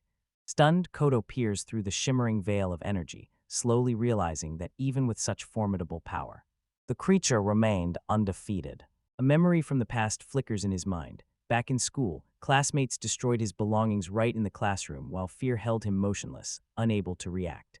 Classmates mocked him, and even the gentle concern of one girl failed to break through his emptiness. Silent pain lingered within, soon followed by even crueler humiliations. One of the tormentors pretended to hang himself, remarking that in that situation, he would have ended his life long ago. Kodo erupted in anger, hurling insults and calling them scum, but his voice faded quickly, smothered by his own helplessness. Though anger burned within him, helplessness held him captive. Powerless and frail, he stood unable to act.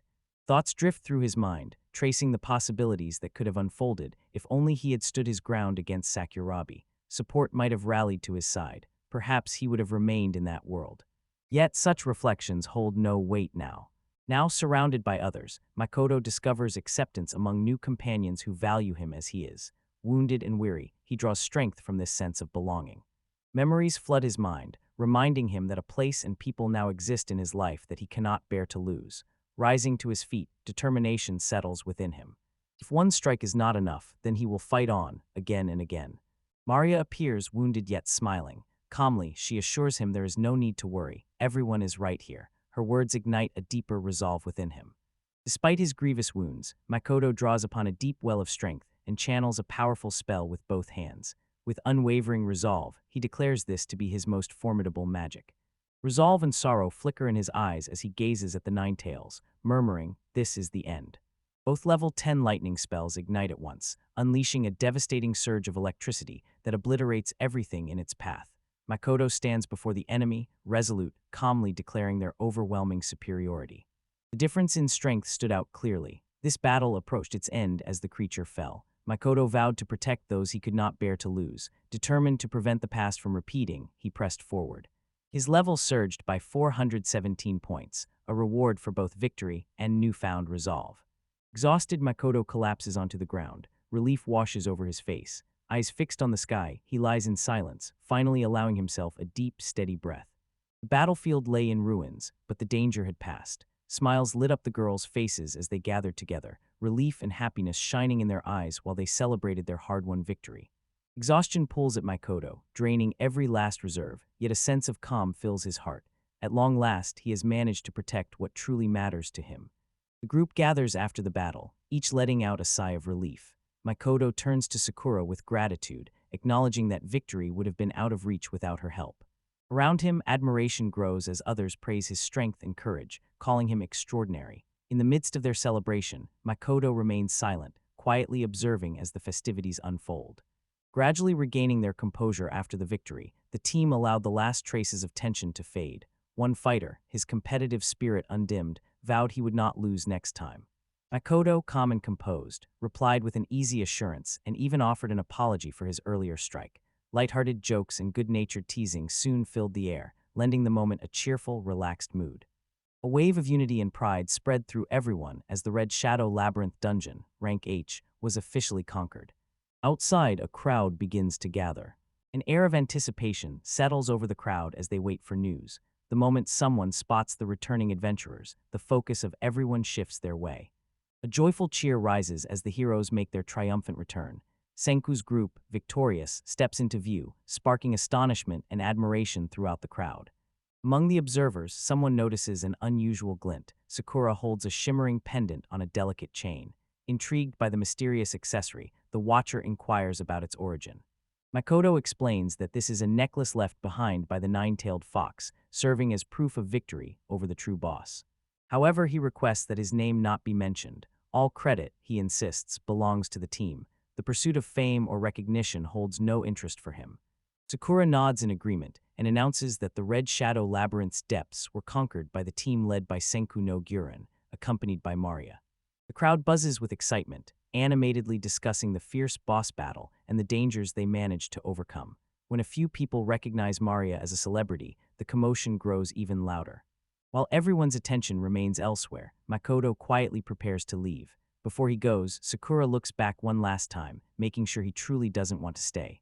With steady confidence, Makoto assures her it is time for him to move on. Farewells pass from his lips as he prepares to set out on his own journey. Though the team watches in surprise, they ultimately respect his decision. Before departing, he turns to address Sakura. A genuine admission escapes. Perhaps, as a team, they may eventually go their separate ways. Among friends, there will always be a place for him. Gratitude shines in Makoto's smile as he accepts this bond. Walking alone, thoughts of the recent battle swirl through his mind, leading to a sudden realization: the potential to blend his skills and craft unique strategies. The memory of simultaneously casting 2 level 10 lightning spells resurfaces, filling him with a quiet thrill at this newfound discovery. Filled with inspiration, a world of new possibilities unfolds before him. Now, what truly matters is not just leveling up, but mastering the art of wielding his strength wisely. At that moment, Maria appears, rushing after him with determined steps. Her voice rings out, urgent and resolute as she calls his name. Makoto, visibly unsettled, asks what has just happened. With cheeks flushed and a sparkle in her eyes, Maria cheerfully explains they need to share some important news with her parents. She insists they must say it together, her expression tender and full of emotion. She confides just how much their shared moments mean to her, holding him tightly. Memories of their adventures, heartfelt conversations, and fierce battles fill her mind. Makoto, caught off guard, asks why she's hugging him so firmly, uncertain how to handle Maria's sudden honesty. Maria shares that her life has always been filled with happiness and the warm affection of her parents, yet she remained aware that wonders beyond her experience still awaited her in the outside world. With a confident smile, she assures that everyone will welcome Makoto. She then suggests sharing the news together. Deeply moved by her trust and enthusiasm, Makoto gazes at her in silence, coming to realize just how extraordinary Maria truly is. He admits that a fierce argument with his parents 8 months ago drove him away, and he hasn't set foot at home since. Still, despite the time and distance, a bond remains. He is their son, and he knows an apology is long overdue. Maria, ever forthright, declares she would have despised Makoto if he didn't care for his parents. The remark draws a gentle smile from him. Bright confidence lit up her face as she cheerfully accepted the situation, responding with a simple, "All right then." Before parting ways, she declared they would meet again once he had become a true gentleman worthy of her. Their parting was marked by warm smiles and fists clenched in solidarity, like the strongest teammates. In the air lingered the quiet promise of a future reunion. Arriving in Morioka Province, Makoto calmly surveys the area, checks something on his phone, takes a deep breath, and steps inside the house. Gathering his courage before the door, he whispers to himself, "Let's go," and steps across the threshold. His mother rushes out and wraps him in a tight embrace. Startled, Makoto manages to utter only a single word, "Mom." Tears shimmer in her eyes as she affectionately calls him a fool, her voice trembling with joy as she whispers a soft welcome home. Silently, Makoto stands, deeply moved by the moment. Stepping closer to his father, he meets his gaze head-on, locking eyes with unwavering resolve. After a long, weighty pause, the father finally speaks. "Welcome back, son." Makoto offers a faint smile and replies softly, "I'm home, Dad." 8 long months spent wandering far from home finally draw to a close. With a relieved sigh, he steps across the familiar threshold, yet his spirit soon stirs, already seeking out the thrill of fresh challenges. Seated quietly in his room, he reaches for his phone. The moment has come to select the next dungeon. The player's journey continues without pause. Makoto shares his decision with his parents, declaring that he will become a true player. His path now lies clearly ahead of him. With the H-rank dungeon conquered, preparations begin for the next ordeal. Dungeon rank G awaits. With unwavering resolve, he announces his departure. Just as he steps out the door, Maria, caught off guard, calls his name in surprise. Dressed in her finest attire and wearing an excited smile, Maria appears at Makoto's door as the moment of their long-awaited meeting finally arrives. In a swift, nervous motion, Makoto slams the door shut just inches from her face. Blinking in surprise, Maria stands frozen for a moment, then calls out his name, her voice tinged with confusion. A glance in the mirror reveals tattered clothes, remnants of the fierce battle with the Nine Tails. Clearly, it's time for a change of attire. Noticing that Maria's clothes appear worn, he suggests she change into something fresher. She quickly declines his offer, insisting that everything is fine. Maria insists on treasuring the gift, deciding to repair the clothing herself since it came from Makoto. Both agree they are ready to set out. Makoto finds himself impressed by her resolve, surprised to see such determination in someone so young.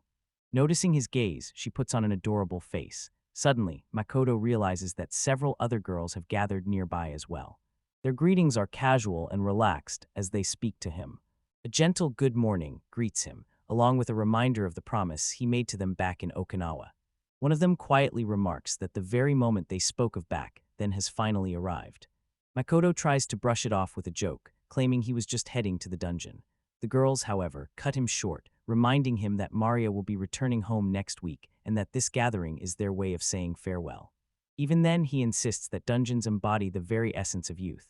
One of the girls, lost in thought, silently shrugs to herself, wondering what is wrong with him. After the meeting, Maria suggests venturing into the underground tunnels. Excitement lights up the group as everyone eagerly agrees to the plan. Makoto inquires about how she found out his address, but Maria deflects with a sly smile, suggesting that some things are better left unknown. Uncertainty crosses his face as her words leave him unsettled. Meanwhile, everyone sets off for the clothing store, spirits high and eager anticipation in the air. Maria insists that it is time for Makoto to embrace a new look. She points out that he always wears the same clothes, and as a model, she feels confident she can help him find a fresh style. Makoto grows uneasy, quietly reminding her that she was the one who said they should go their separate ways. She admits she never wanted to cause him any pain. Now, on the eve of her departure, she hopes to express her gratitude for everything he has done for her. Maria encourages him to let go of his worries and fully savor the present moment. Makoto nods in agreement, finally settling on a t-shirt featuring a quirky cartoon goblin. Maria beams with approval, praising his choice and calling the t-shirt stylish, while the other girls watch in silence, clearly puzzled by his eccentric taste. The team arrives at Umano Aquarium. Maria instantly comes to life, cheerfully declaring her love for aquariums before dashing ahead, her excitement leaving the others watching her in astonishment. Makoto notes that this place feels smaller compared to the aquarium back in his hometown. Maria bursts out, declaring her excitement to see the penguins, while Makoto gently warns her not to wander off. Laughter ripples through the group as they watch the lively exchange. While Maria examines the exhibits, Makoto turns to Mizukawa and asks what she hoped to see, since the whole trip was her idea. With a hint of shyness, Mizukawa confesses that she has a fondness for jellyfish. Approaching a large aquarium, they pause to watch dozens of jellyfish drifting gracefully through the water. To Mizukawa, these creatures seem both mysterious and enchanting. With delight, she adds that every jellyfish here is a creature of the sea, and many people even keep them at home as pets. A bright gleam lights up her eyes as she describes an entire museum dedicated to rare species of jellyfish. In an instant, she dashes ahead, urging Makoto to join her. A silent smile plays on his lips as he quietly follows behind. Mizukawa confides that this day feels unique to her, marked by the rare sight of exotic jellyfish and the company of Makoto. He nods in agreement, admitting that he too found the day delightful. Reaching into his pocket, he presents her with a jellyfish-shaped keychain as a souvenir. The unexpected gift fills her with surprise and warmth, prompting her to ask, almost in disbelief, if it is truly meant for her. With a nod, Makoto confirms he has bought gifts for the other girls as well. Overcome with emotion, Mizukawa expresses heartfelt gratitude and promises to cherish this gift for a lifetime. A hint of embarrassment colors Makoto's confession as he admits to picking the keychain on a whim while his eyes lingered on a t-shirt emblazoned with Yumibuta. Just then, Mizukawa's phone rings, breaking the moment. Meanwhile, Makoto notices that he never actually saw the two girls in the aquarium. Mizukawa picks up the phone to hear Bini's panicked voice on the other end, desperately pleading for help. When asked about her whereabouts, Bini promptly replies that she is at the amusement park. This revelation instantly alerts Makoto and Mizukawa to the gravity of the situation. Meanwhile, Maria rushes eagerly toward the next attractions, her excitement for thrills shining through. Mizukawa and Makoto watch in surprise. Neither had guessed she enjoyed such intense experiences. Nearby, they notice Nagasawa visibly struggling to handle the overwhelming emotions of the moment. Completely drained, Zioan gazes at the younger girls, her eyes tinged with fatigue and admiration. Their endless energy both amazes and exhausts her. While Makoto quietly observes, Maria and Mizukawa laugh and whirl around on the rides, losing themselves in the fun, while he remains apart, simply taking in the lively scene before him. The conversation with Nagasawa shifted to the loot they had claimed from the Red Shadow Labyrinth's depths. Proposing a fair solution, she suggested splitting the profits equally among everyone. Makoto declines his share, valuing the thrill of exploring dungeons more than any profit that could be made. For him, a comfortable life does not require excessive money. Despite Makoto's conviction, Nagasawa still feels uneasy, sensing the division is not entirely fair. As they rest together, Makoto inquires whether Senku no Gyuren's team has any plans for what comes next.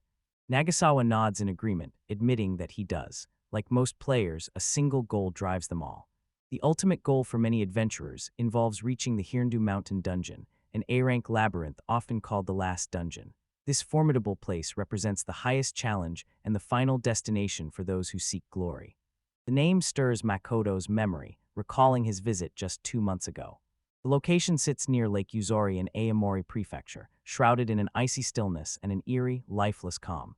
Not even brute strength could force open its gate, as if the entrance had been sealed for eternity. As the group discusses the unsettling atmosphere of the place, Kamishiro admits to feeling a flicker of fear, although he remains largely untroubled by it.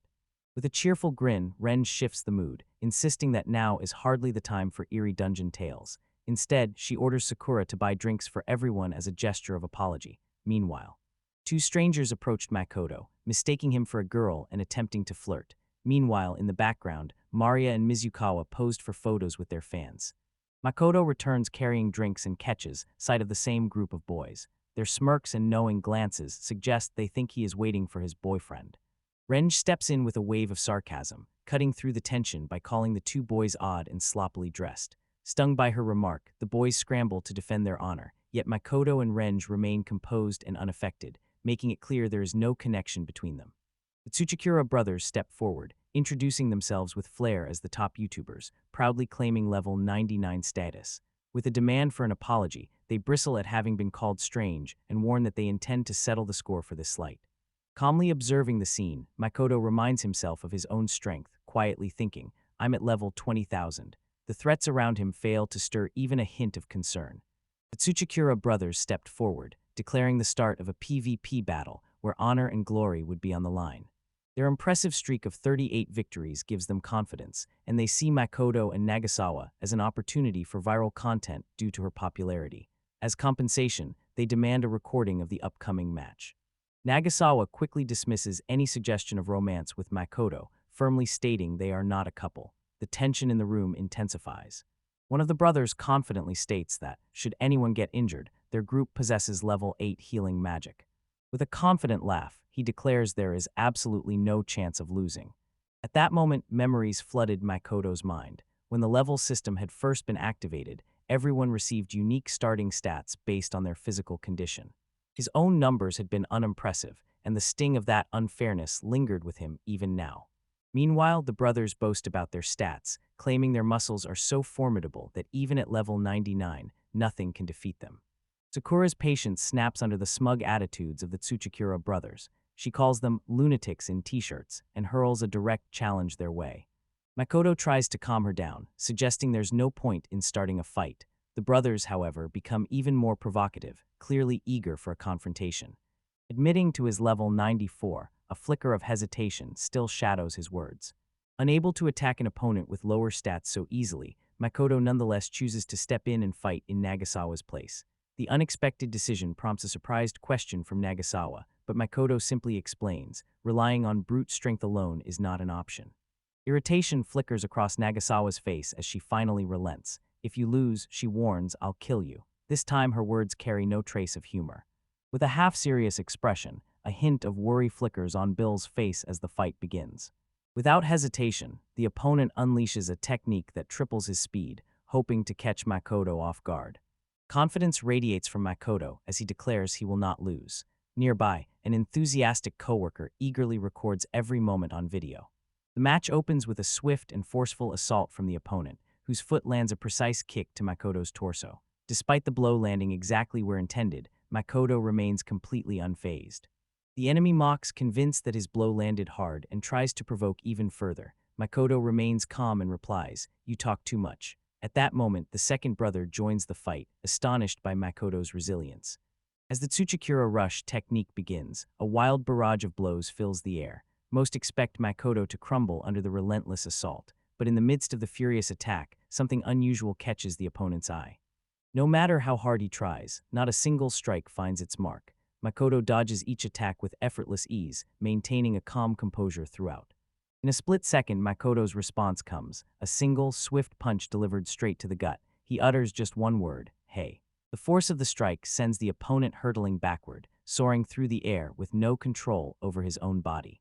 The audience sits in stunned silence, still processing how effortlessly it all unfolded.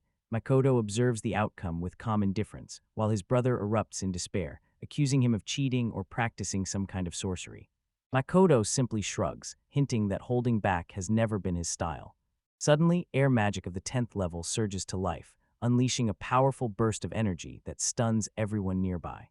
Makoto observes that, just like with healing spells, using both hands helps stabilize magic. Wanting to confirm this, he decides to ask Maria. As he experiments, the spell unexpectedly breaks free, sending a shockwave rippling outward. Sakura shouts a warning of danger as the magic hurtles toward them. Makoto reacts in an instant, seizing Sakura and leaping away from the explosion's range, shielding her from harm. Shock ripples through the crowd, with the brothers visibly stunned. A cry of disbelief escapes one of them, insisting this outcome is impossible. Defeat has settled upon them, and the realization that Makoto not only survived but also dodged at the last moment leaves them utterly incredulous. Makoto ends the fight with a single, precise punch to the last brother's face, knocking him to the ground. No bravado, no dramatic gestures, only a quiet acknowledgement. We won. The scene fades with their opponents sprawled unconscious, victory clear and uncomplicated. After the battle, Makoto apologizes, admitting he dodged on instinct and forgot Nagasawa was right behind him. Nagasawa asks if he's all right, but something on the floor suddenly catches her attention. Maria's gift, a plush toy, sat in plain view. Nagasawa's expression shifted, betraying how much the gesture affected her. The other girls sensed the tension growing in the room and quietly fell silent. The group settles into a cafe, hoping to finally relax. Their peace is soon disturbed when the hapless Tsuchikura brothers barge in, eager to insert themselves into the gathering and loudly proclaim Makoto as their boss. The rest of the group makes it clear with their words and expressions that they do not consider the brothers friends. Benia leans in and asks how much longer Makoto intends to stay, and waits quietly for his reply. With a weary voice, the reply comes, "It is time to head home." The group agrees, winding down the day on a calm note after all that has happened. Dagoth gently reminds them of their original plan to explore the underground. He wonders if they still intend to follow through with it. The girls eagerly embrace the idea, while Maria's face lights up with delight. Laughter ripples through the group, and even Benny, with a reluctant smile, finally gives in. Makoto fixes his eyes on Nagasawa and asks if he will join them. The scene lingers for a moment, suspended in anticipation before an answer is given. A faint blush colors Nagasawa's cheeks as she replies, "Yeah, let's go." Despite her calm demeanor, a quiet happiness stirs inside her, carefully hidden from view. The scene shifts abruptly. A video capturing the fight with the Tsuchikura brothers has exploded online. The eye-catching title proclaims, "At last, someone has defeated them." In just one day, the video gathered more than 800,000 views. Sakura's expression darkened in shock upon realizing that footage of the fight had spread across the internet. Annoyance simmered within as he grumbled inwardly about how it had been filmed without permission. A new thought began to take root. Were those guys actually famous? At that moment, a message arrives from Kamishiro. After watching the video, Kamishiro cuts straight to the point, asking, "Sakura, what's your current level?" The direct question only adds to his tension, making him even more uneasy about attracting unwanted attention. Yet Kamishiro refuses to back down, calling directly and declaring his desire for a one-on-one duel. With unwavering confidence, he states, "I will defeat you." The declaration catches Sakura off guard, leaving him astonished by his opponent's determination. The scene shifts to a new chapter. The 20th floor of the Blue Cavern dungeon, ranked G. Sakura stands alone, facing a massive fire-breathing dragon. The chapter is titled The Strange Solo Player. A fresh stage begins. Surrounded on all sides by dragons, Sakura calls upon her magic. Powerful beams burst forth from both hands, shooting out in every direction. The surge of energy strikes the monsters with unerring accuracy. Sakura displays remarkable skill, standing her ground against towering foes with precision and unwavering courage. Surrounded by dozens of dragons, each as formidable as the recommended threshold of level 95, a confident smile plays on his lips. Both hands gather the force of a powerful spell, savoring the thrill of battle as the true clash is only just beginning. A massive explosion tore through the battlefield, wiping out an entire horde of dragons in mere seconds. Notifications of level increases flashed relentlessly, +6, +7, the scale of the carnage was staggering. The level surges rapidly, providing undeniable proof that his strength far surpasses the boundaries of this place. Sakura moves relentlessly forward, her spells raining down on her enemies, while the notifications of new levels achieved continue without pause. From the very first encounter, thoughts flicker in his mind as he maintains absolute control over the battlefield. His magic embodies precision rather than raw power. Out of nowhere, the phone rang. On the other end, a young man calmly mentioned Sakura's extraordinary talents, her limitless ability to level up, and an experience multiplier of 1,000. It becomes clear that Sakura has long since surpassed level 99. Despite the challenge, Sakura remains silent, sensing that something is amiss. Uncertainty fills his mind as he tries to figure out why the boy insists on fighting after witnessing his battle with the Tsuchikura brothers. Sakura straightforwardly asks the reason behind the duel. The boy replies that, before the leveling system existed, everything in life came to him effortlessly. Yet, after meeting Sakura, something within him began to shift. For the first time, a surge of determination took hold of him, a deep-seated urge to surpass someone. The challenge became his driving force, pushing him to give his all just to discover whether victory over such an opponent lay within his reach. Never one to invent reasons for a fight, he claims that facing someone as formidable as Sakura is reward enough. Drawn to challenges, he finds something intriguing about her that captures his interest. However, he adds that forcing Sakura into battle is not his intention. Deep respect for Sakura's life guides his words, and he chooses to leave the decision in Sakura's hands whenever he feels ready. Makoto Sakura reveals his status, level 23 UL1. His mastery of fire, ice, and lightning stands at the 10th tier. Enhanced resistance to magic shields him, while wild multipliers amplify both his experience and abilities. Despite everything, he admits he has no idea how to defeat someone who truly presents a challenge. Even with lingering doubts, a genuine sense of sincerity behind the duel invitation reaches him. Suddenly, a blonde girl descends from the sky and lands right in front of him. She sits on the ground, wincing in pain, surrounded by a flurry of rose petals. Makoto stands frozen in disbelief, unable to comprehend who she is or where she came from. Their eyes meet in silent conversation until the girl suddenly breaks into a radiant smile and exclaims, "Aha." Rushing over to him, she eagerly asks if he is truly Sakura. She mentions having seen the video of him defeating the Tsuchikura brothers, praising him warmly for his incredible performance. Sakura, caught a bit off guard, simply responds with a hesitant acknowledgement. With a gentle smile, she introduces herself as Esamiki and offers her gratitude for being rescued. With a gentle smile, she explains that the monster swallowed her, and she managed to escape only because Sakura defeated it. Without his help, she would have remained trapped forever. Sakura awkwardly admits that he doesn't remember how any of it happened. In response, she simply smiles and teases that he's just being modest. At that moment, a question stirs in his mind. Just what did she drink over there? The scene closes on an abrupt note, as Sakura shivers at the sound of her name, spoken by an unfamiliar voice. On the 20th floor, a girl without weapons or equipment catches his attention. Her gaze settles on Mickey. With a calm response, Mickey says, "What is it?" then suggests a game to see who can hold eye contact the longest. She wins effortlessly. Mickey beams with joy over the victory, as if it means everything to her. Meanwhile, Sakura stands to the side, a bit flustered and unsure about what is happening.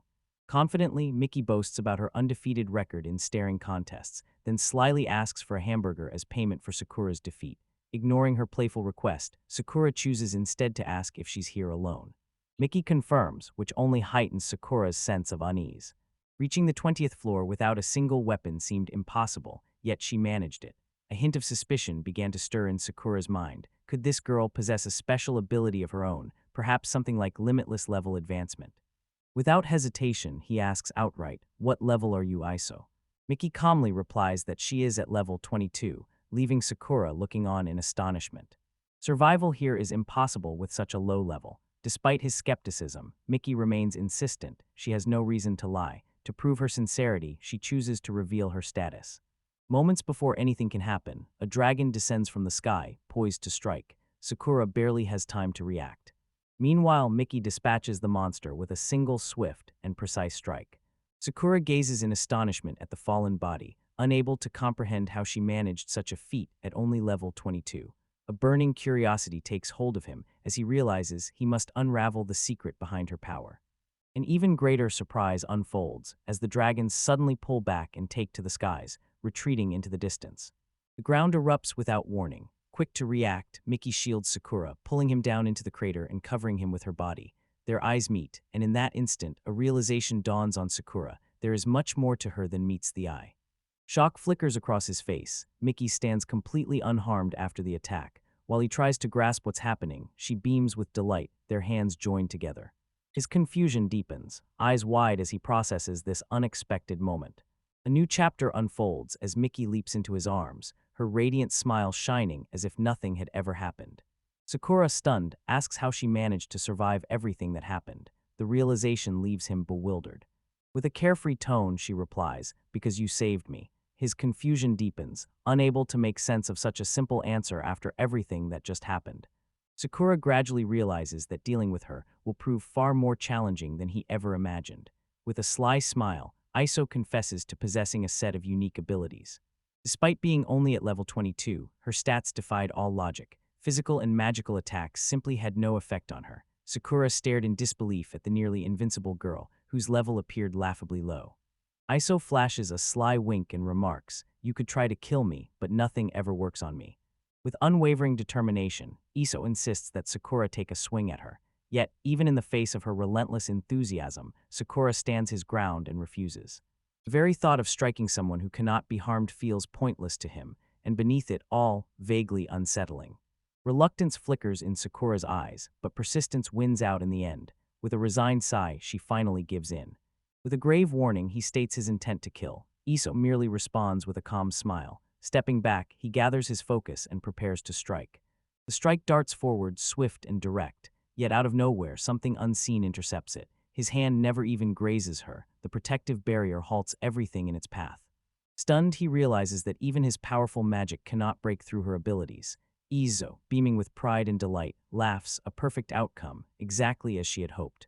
Amazement fills Sakura as an invisible shield envelops her from head to toe, effortlessly nullifying every magical and physical assault that comes her way. Exuding confidence, Iso relishes every moment of showing off. Meanwhile, Sakura can only let out a weary sigh, realizing that even with protection like this, exploring high-level dungeons with someone at level 22 is far from ideal. With candid honesty, Iso admits that the promise of money drives her to take risks. Moving closer, she jokes that her shield lets her touch Sakura as much as she wants, since she cannot feel a thing anyway. The mood lifts, becoming much lighter between them. She speaks plainly, confessing her pursuit of rare treasures and gold hidden within treacherous dungeons. Sakura is taken aback by her practical ambition, a side he never anticipated. Although surprise flickers across his face, a quiet respect for her decision settles in. As she announces her intention to head to the next floor, determination stirs within him, and he chooses to follow her lead. Sakura guides Iso up to the 21st floor, but a tightness settles in his chest as an uneasy premonition refuses to let go. Despite understanding her invincibility, a lingering fear clings to him that things might spiral out of control once more. The voice of Iso abruptly cuts through his thoughts, urgently calling his name. Just as he had feared, disaster struck. On the 21st floor, venomous lizards of level 85 closed in around her. As she collapses, her body grows numb from paralysis and her vision begins to blur. The situation had grown dire. Despite her immunity to injuries, the poison had taken effect. Sakura quickly realizes that Iso's abilities offer no protection against poison or other harmful effects. Without hesitation, he swiftly eliminates all the enemies with his magic, earning 2 levels as a reward. Meanwhile, Iso remains on the ground, drained of strength. Amazed, she praises his strength with awe and admiration. Sakura gently offers her some healing herbs, noticing that she can barely lift her arm. Gently, he feeds her himself, placing the blades of grass directly into her mouth. Iso begins to chew enthusiastically and even asks for some mayonnaise. Watching this scene unfold, Sakura can't help but wonder if she has started feeding a pet. Iso expressed her gratitude to Sakura for the assistance, yet firmly insisted on continuing her ventures into high-level dungeons, driven by the urgent need to earn a substantial income. Sakura suggested she should first gain more experience in safer locations, but Iso refused without hesitation. With a gentle smile, she admits to carrying a mountain of debt and says she must find a way to pay it off as soon as possible. Echo shares that after her parents passed away, they left behind a considerable burden of debt. Since then, life with her older sister became her new reality. The elder sibling assumed all responsibilities, doing her best to support Iso's education as well. Despite the financial hardships they faced, Iso's sister always put his needs above her own, showing a kindness and selflessness that spoke to her caring nature. Iso explains her motivation for earning money stems from 2 reasons: settling her parents' debts and granting them peace wherever they may be now. Another wish lingers, to give her sister a taste of happiness and a moment of peace. Opening her heart to Sakura, she allows a gentle smile to flicker across her face. With emotions swirling within, she bids farewell, resolute in her decision to move forward. Suddenly, Sakura reaches out and takes her hand, guided by an inexplicable instinct that something unusual is about to happen. Both gaze intently ahead, sensing the oncoming threat drawing closer with every moment. In an instant, the emotional spark in Iso's eyes fades, replaced by a look of calm determination. Her expression hardens as she steels herself for the next challenge. Noticing her determination, Sakura suggests they explore the dungeon together and offers to help her level up. A hint of surprise flashes across Iso's face, but she gently touches Sakura's hand, drawing strength and newfound confidence from the contact. Sakura's cheeks still carry a hint of embarrassment from her impulsive offer, and she even apologizes for suggesting help. Iso, however, offers genuine thanks and promises that this gesture will remain unforgettable. With a cheerful smile and a teasing remark, she suggests perhaps she won't need to walk at all, maybe someone will carry her instead. Sakura reflects quietly, realizing his old self would never have acted this way. He ponders the reason behind his decision to help her. Perhaps it was her stubborn determination and the unwavering spark in her eyes that drew him in, shining brightly even in the face of challenges. Convincing himself, he realized that leaving her alone could be dangerous. Besides, there were other reasons too. Solitude brings a heavy sadness. Izo, however, lights up with excitement, comparing the feeling to having a younger brother. Meanwhile, Sakura quietly reflects that Izo actually resembles an older sister, though a rather carefree and irresponsible one. A gentle smile brightens Esho's face as she confides how safe she feels, knowing that Sakura is a level 20,000 player. Those words hit him like a bolt of lightning, leaving him stunned at the thought that she could have discovered this truth.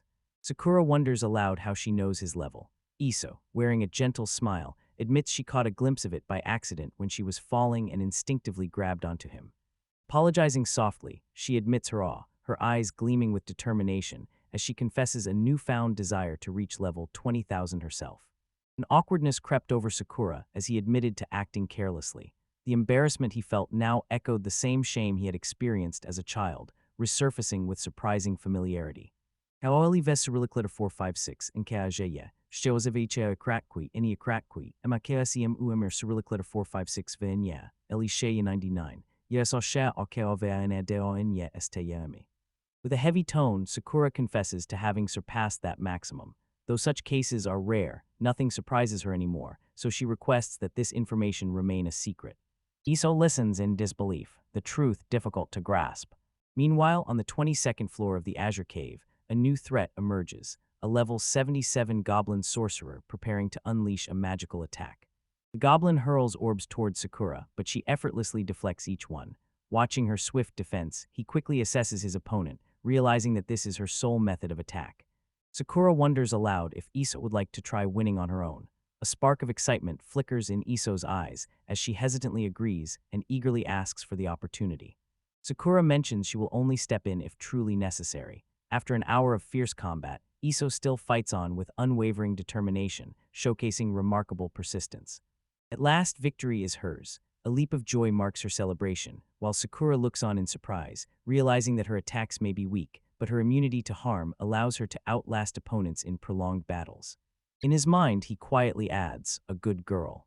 Grateful beyond words, Iso admits that she found the strength to fight only because of his unwavering support. Before meeting him, escaping and hiding had been her only ways to survive.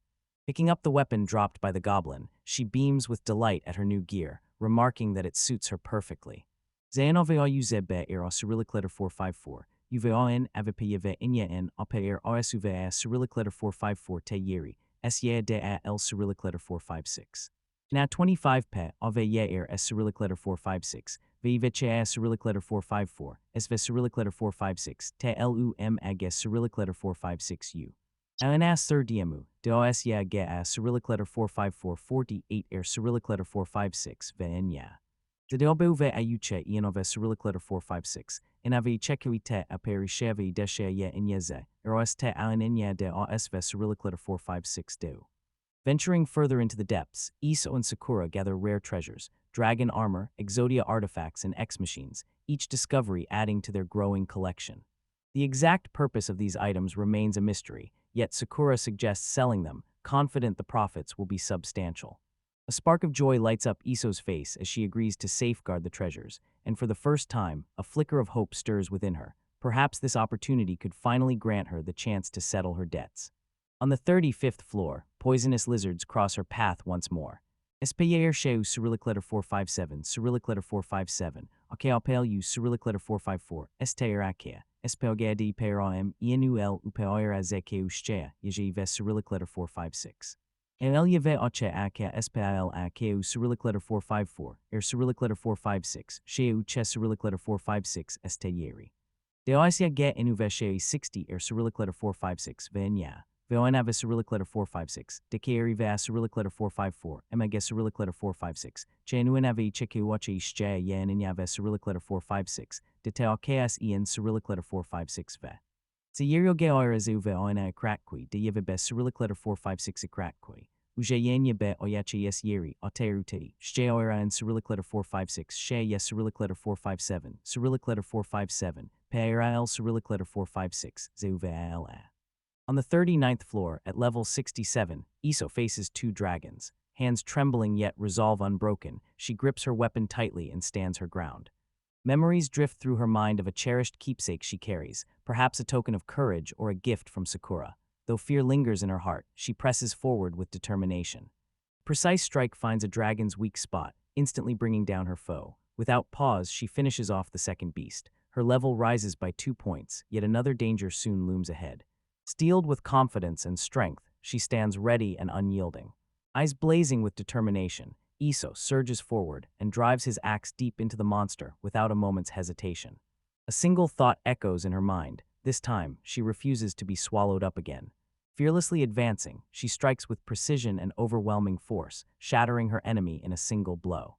Following the defeat of the monster, Iso ascends to level 71 and acquires a new skill, magical identification. Watching with admiration, Sakura tracks her progress and feels certain that she will become an exceptional player. Eso displays her stats and proudly shares her newly acquired skill. Magic identification, she explains, reveals deeper insights into monsters and objects. Sakura finds himself impressed by how practical this ability is. Brimming with excitement, Iso declares her eagerness to test it in combat and immediately tries to use the skill on her own axe. However, the information uncovered remains quite limited, as the skill is still at its very first level. She examines other objects as well, but their purposes continue to elude her understanding.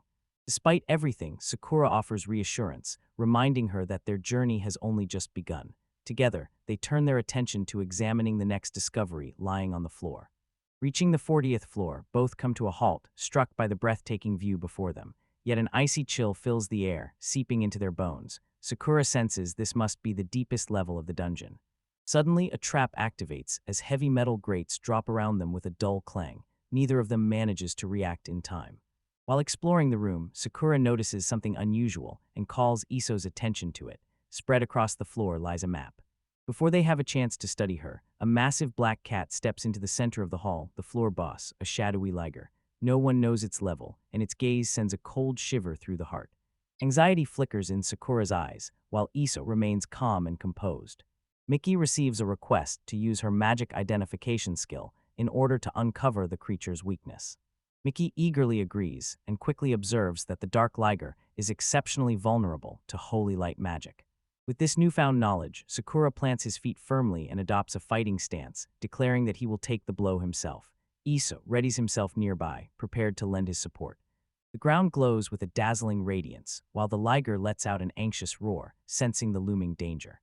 Bright light flares across the room, prompting Iso and Miki to shield their eyes, while Sakura remains perfectly still, poised and ready to spring into action. Tension mounts as every sign points toward the final showdown drawing near. With the magical seals in place, Iso and Miki realize that from now on, they must rely solely on their physical strength in battle. No other option remained, there would be no magic, only raw muscle would stand against the shadowy Liger. A determined look passes between them, just as the beast lunges forward with ferocious speed. There was no mistaking it, the clash would unfold face to face, offering neither escape nor the slightest room for retreat. Iko steps forward with determination, urging Sakura to stay back. Weapon in hand, she positions herself between the monster and her companions, resolute in her decision to fight to the very end. The Liger's assault comes suddenly and with brutal force, yet Iso stands his ground, unwavering. Sakura watches with growing anxiety, her mind turning to the protective spell she cast. Yet an uneasy realization settles in. The boss on this floor surpasses every threat they have encountered so far. A sudden blow sends him sprawling to the ground, revealing that the seal restricts not only his magic, but also his physical strength. A dark wave flings Iso against the wall, while Miki, overwhelmed by despair, cries out her name. Tension thickens in the air, far surpassing their expectations of danger. Every movement now carries the weight of a genuine threat. The dark energy engulfs Iso completely, leaving her powerless. Despite her attempts to appear confident, Miki notices the struggle beneath the surface. Iso is barely holding herself together. The situation grows dire as Iso finds herself powerless against the shadowy force wielded by the boss. Racing against time, Miki dashes toward her, desperate to save her before it's too late. Echo shouts for her to stay back, but his warning comes too late. the dark liger watches with a sinister gaze, poised for its next strike. Iso is hurled against the crystal wall by a blow of terrifying force. Mickey's cry echoes with despair as she watches her fall, swallowed by darkness. Tension mounts to its highest point as she finds herself alone with the most dangerous boss of all. Iso awakens in a strange, crystalline expanse, searching for any clue about her whereabouts. A sudden suspicion creeps over her. Perhaps the liger has swallowed her whole or transported her to another dimension. As she scans her surroundings, a mysterious glow appears on the wall, drawing her toward its light. Surprise flickers across Sakura's face as she catches her own reflection on the other side. Raising her voice, she calls out firmly, certain that her words will reach him. Determined, she sets her mind on escaping before anyone else.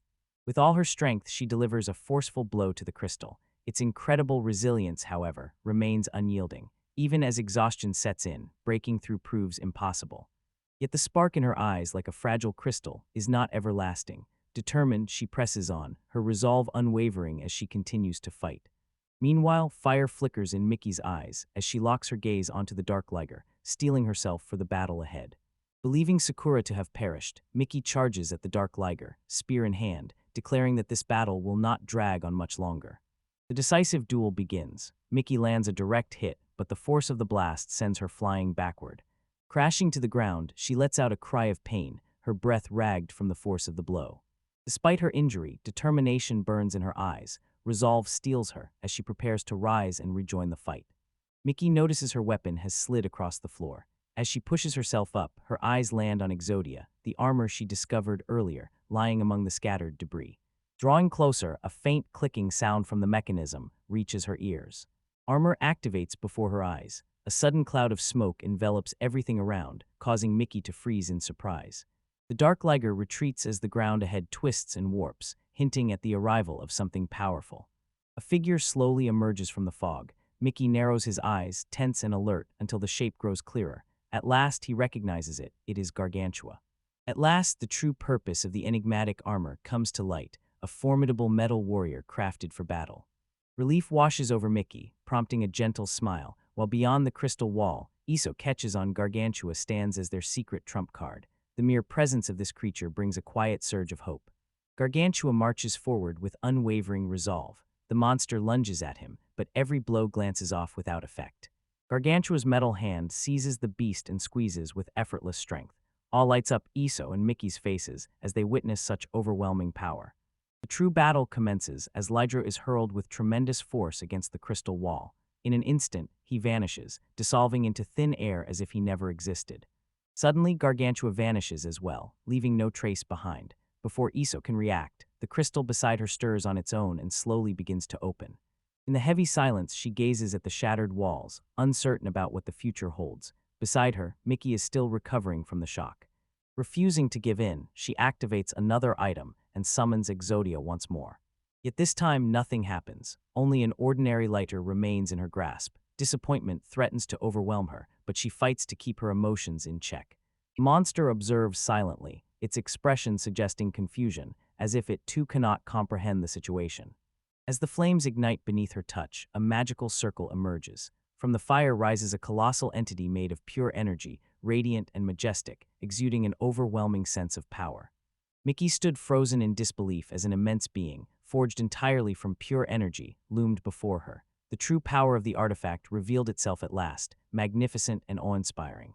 3 years earlier, on the 38th floor, Iso offered something to Mickey, mentioning it would be a surprise. With Mickey watching in fascination, Iso traces a magical gesture, vanishing from sight in the very next instant. Confusion clouds Mickey's face as she glances around, calling out for Sakura, unable to grasp where he disappeared just moments ago. Suddenly, Iso materializes behind her, startling the girl with a newfound teleportation ability. With a hint of pride, he shares that he has unlocked the art of teleportation magic, achieving mastery at the very first level as he continues to hone his abilities. Although using magic drains a significant amount of mana and brings a wave of nausea, Iso feels certain that, with time, he will adjust to the sensation and eventually wield it more often. Sakura's lips curve into a gentle smile, touched by his enthusiasm. A hint of embarrassment colors the boy's cheeks as he admits that he has long dreamed of gaining a new ability. The scene shifts as Iso carefully observes Gargantua, the towering metal giant standing silent and still, as if awaiting a command. Izo pleads for him to shatter the boundaries of this place and help her escape, but Gargantua responds in a hollow voice, saying it cannot be done. The explanation comes: this place is shaped from a unique crystal, one that heals itself no matter how much damage it suffers. While Iso remains silent, ideas for a new strategy start to form in his mind.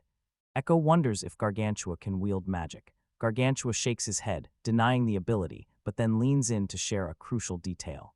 Serving as a conduit for spells, it can store up to 3 enchantments within itself and unleash them when needed.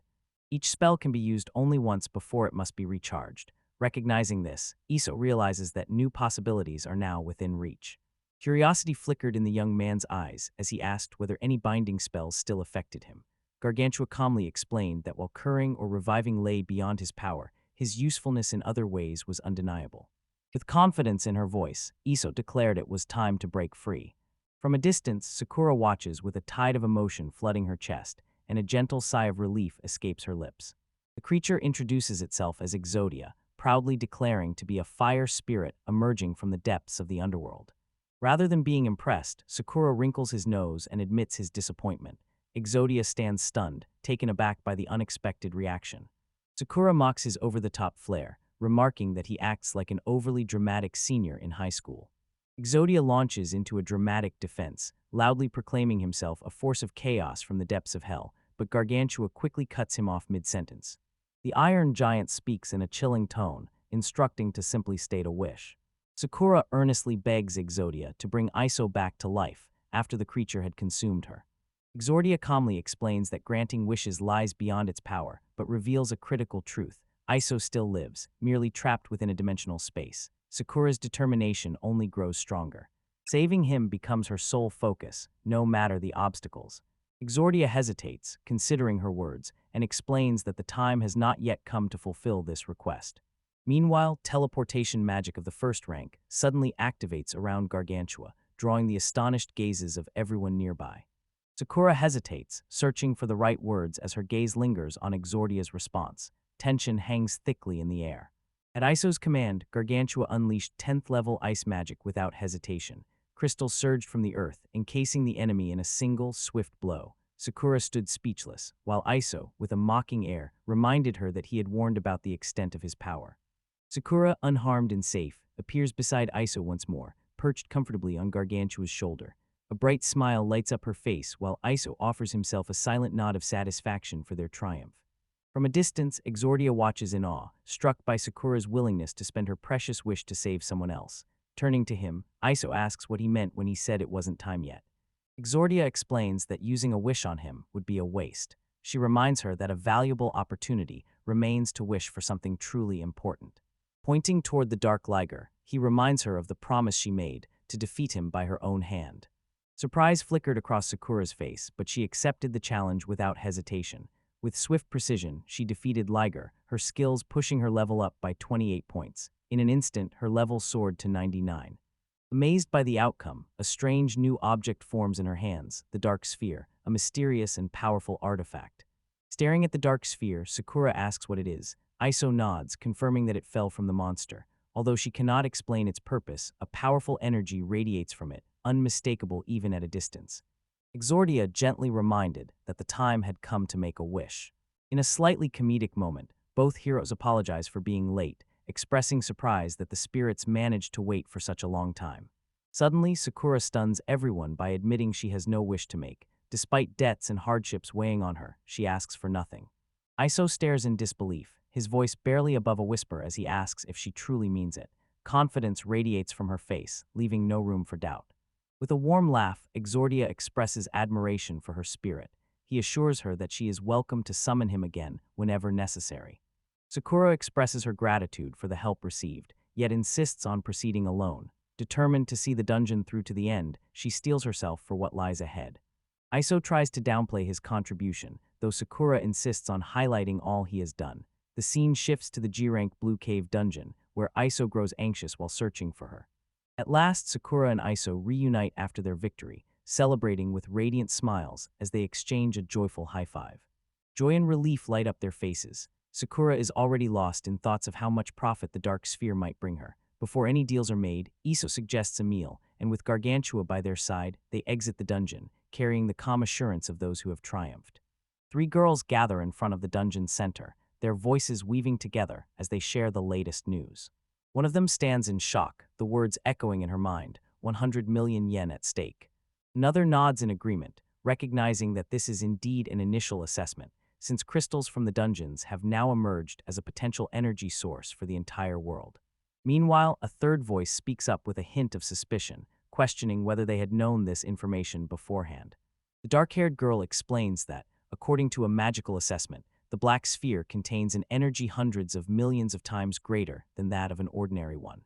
The exact value remains to be determined by the center, yet the expert confidently affirms that this artifact holds extraordinary worth. As she speaks, one girl nervously nods in agreement, managing only a quiet yes. The expert then mentions that the sphere will remain for a few days to allow for further inspection. Once the price is set, the owner will be contacted to finalize the agreement.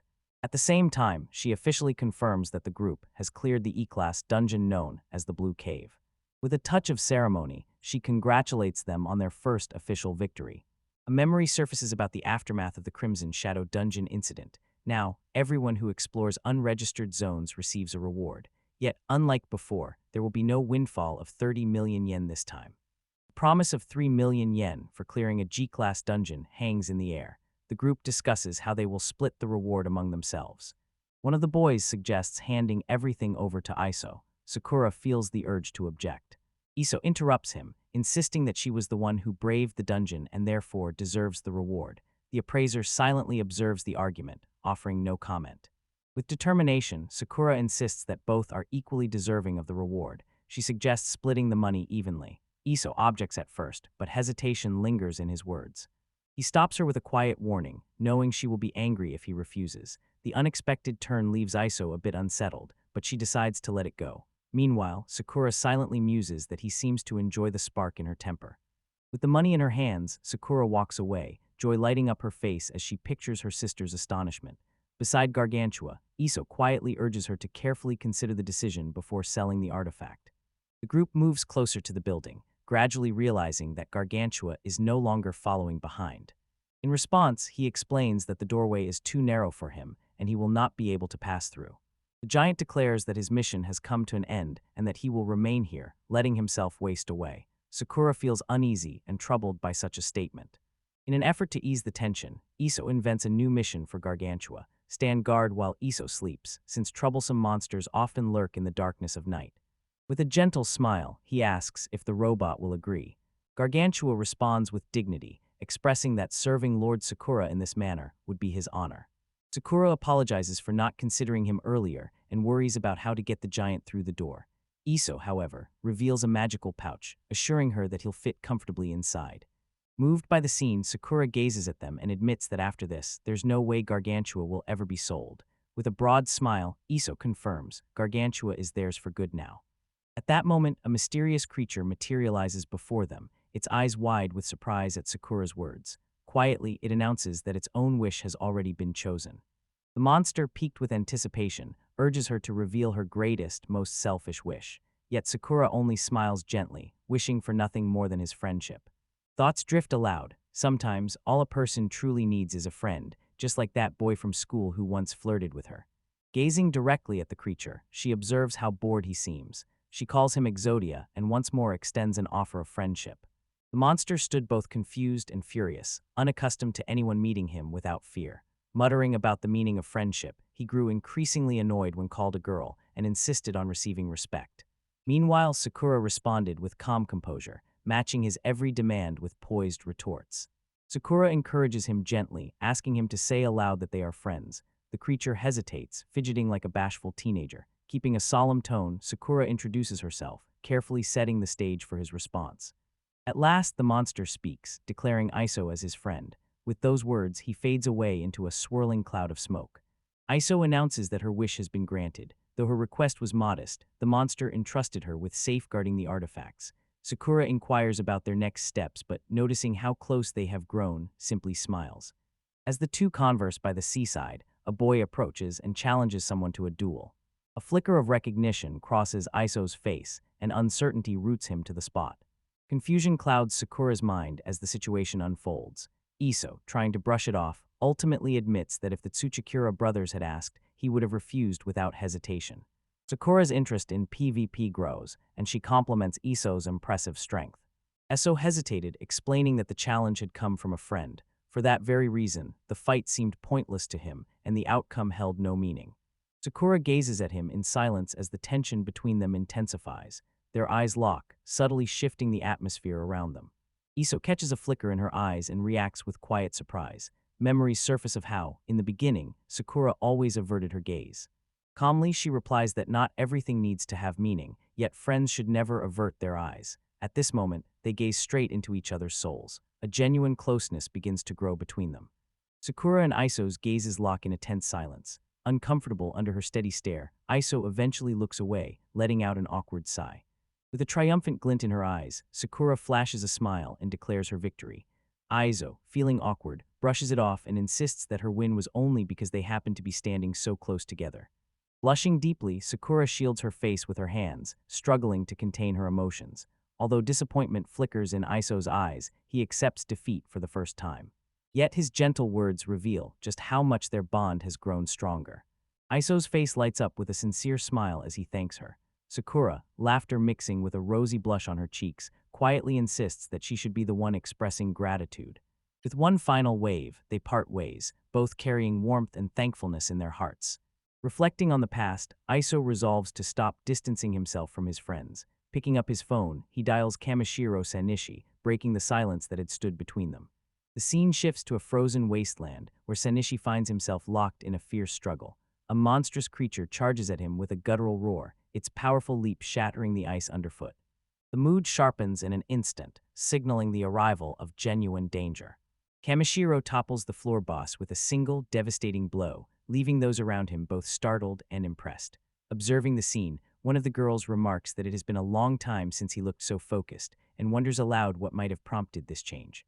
With a smile, Kamishiro explains that excitement is running high within him. A message from Iso flashes on his phone. "It's all good, let's fight." That simple text fuels his competitive spirit even more. Sleepy Iso cracks open the door and finds Kamishiro standing there, cheerfully announcing that it's already noon. Wasting no time on lengthy explanations, Kamishiro extends an invitation to visit his family's mine. Iso's surprise is evident as he asks how Kamishiro discovered his address. Kamishiro merely hints that someone tipped him off, sidestepping a direct answer. Iso instantly recognizes Maria's handiwork behind it all. The two face each other on an open field, poised and ready for their impending duel. Iso proudly unveils a remarkable object, a giant shell capable of withstanding 3 strikes, its color shifting from red to black with each blow received. The rules are straightforward. Whoever breaks their shell first loses the duel. Kamishiro agrees that this kind of contest will let them fight at their full strength, yet he still glances at Iso, quietly asking if he is truly prepared for what's to come. Iso admits with sincerity that Kamishiro could end the fight in a heartbeat, yet still chooses to experience every moment of it. This is more than just a battle for him. It is a chance to confront his past and stand before old friends once again. Kamishiro watches in silence, yet his eyes reveal a quiet sincerity. He recognizes the change in Iso. Iso, caught off guard, can hardly believe what he hears. Kamishiro throws out a playful suggestion, wondering if perhaps this change has something to do with love. Iso immediately rejects the idea, calling it nonsense with clear irritation. With a smile, Kamishiro stops teasing, draws his sword, and announces that it is time to begin. Iso nods in agreement, recognizing that this clash between friends means far more to him than a mere fight.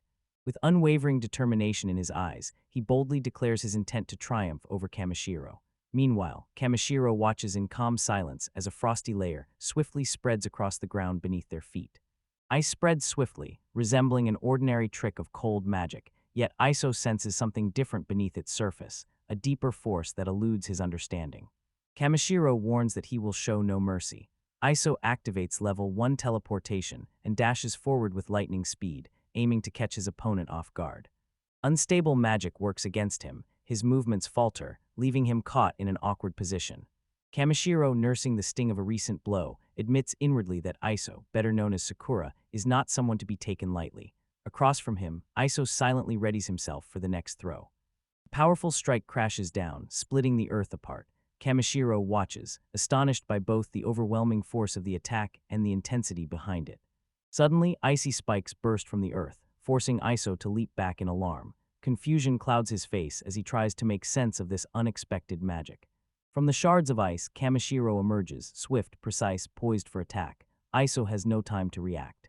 Striving to maintain composure, he summons all his focus and keeps himself steady despite the relentless pace. Kamishiro slips from view, vanishing in an instant. A chill of danger prickles Iso's senses from behind, but the warning comes too late.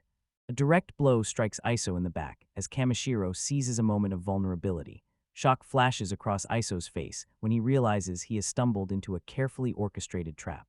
Despite this, determination flares within him, and he refuses to give in. Though caught off guard, he swiftly assesses the situation, dodges the blow, and readies himself for a counterattack. Here lies his opportunity to regain the upper hand. Focusing intently, Iso carefully observes and interprets Kamishiro's every move, and recognizes the perfect opportunity to respond. Instantly, the counterattack skill springs into action as he attempts to circle around from behind. Kamishiro responds with a quiet click of his tongue, signaling his understanding. The tension in the air reaches its peak. Kamishiro taps into his teleportation ability, materializing silently behind Iso and announcing his presence with a calm, "There you are." Before Iso has a chance to react, a direct blow lands squarely on his chest. The protective gear absorbs the impact, registering the first sign of damage. With unwavering confidence, Kamishiro declares the first strike, signaling that the match is heating up as the score begins to shift. Understanding dawned on Ice as he realized Kamishiro had deliberately forced him to use teleportation right from the start, luring him straight into a trap. Iso reflects on the sudden emergence of ice magic, noting how it manifested without any prior preparation. The spells seemed to trigger themselves, appearing instantly as if by their own will. Intrigued, Iso leans in and asks where Kamishiro cast the spell from. With a wry smile, Kamishiro admits that Iso has uncovered the secret behind his trick. Though the method might bend the rules, he can already boast 4 unique skills. Kamishiro unveils the first 3 abilities: the power to wield ice magic, a talent for having the experience needed to level up, and mastery over a magical field. Iso, bewildered, struggles to comprehend the workings of this intricate system. Kamishiro elaborates that the field operates within a specific zone, intensifying the abilities of whoever commands it. For him, this means an expansion of his magical domain. The entire surrounding area has now become his territory. A surge of shock runs through Iso as dozens of magical circles manifest all around him. Unable to react in time, he realizes the situation has suddenly turned against him. A surge of icy magic sweeps across the battlefield, crackling with unnatural force. Iso's eyes widen in astonishment, realizing that this is no ordinary spell. The thought flashes through her mind, could this be Ice Magic X? Attempting to escape, he teleports away, yet Kamishiro had already anticipated this move. With a confident smile, Kamishiro remarks on how easy and predictable Iso truly is. Kamishiro watches with unwavering confidence as another spell strikes its target. A satisfied smile spreads across his face as he murmurs, "Got you." Like a grandmaster in chess, calmly announcing checkmate, Iso's ring shatters as its power is spent after 3 fierce attacks. The duel concludes, Kamishiro having predicted and countered every move with flawless precision.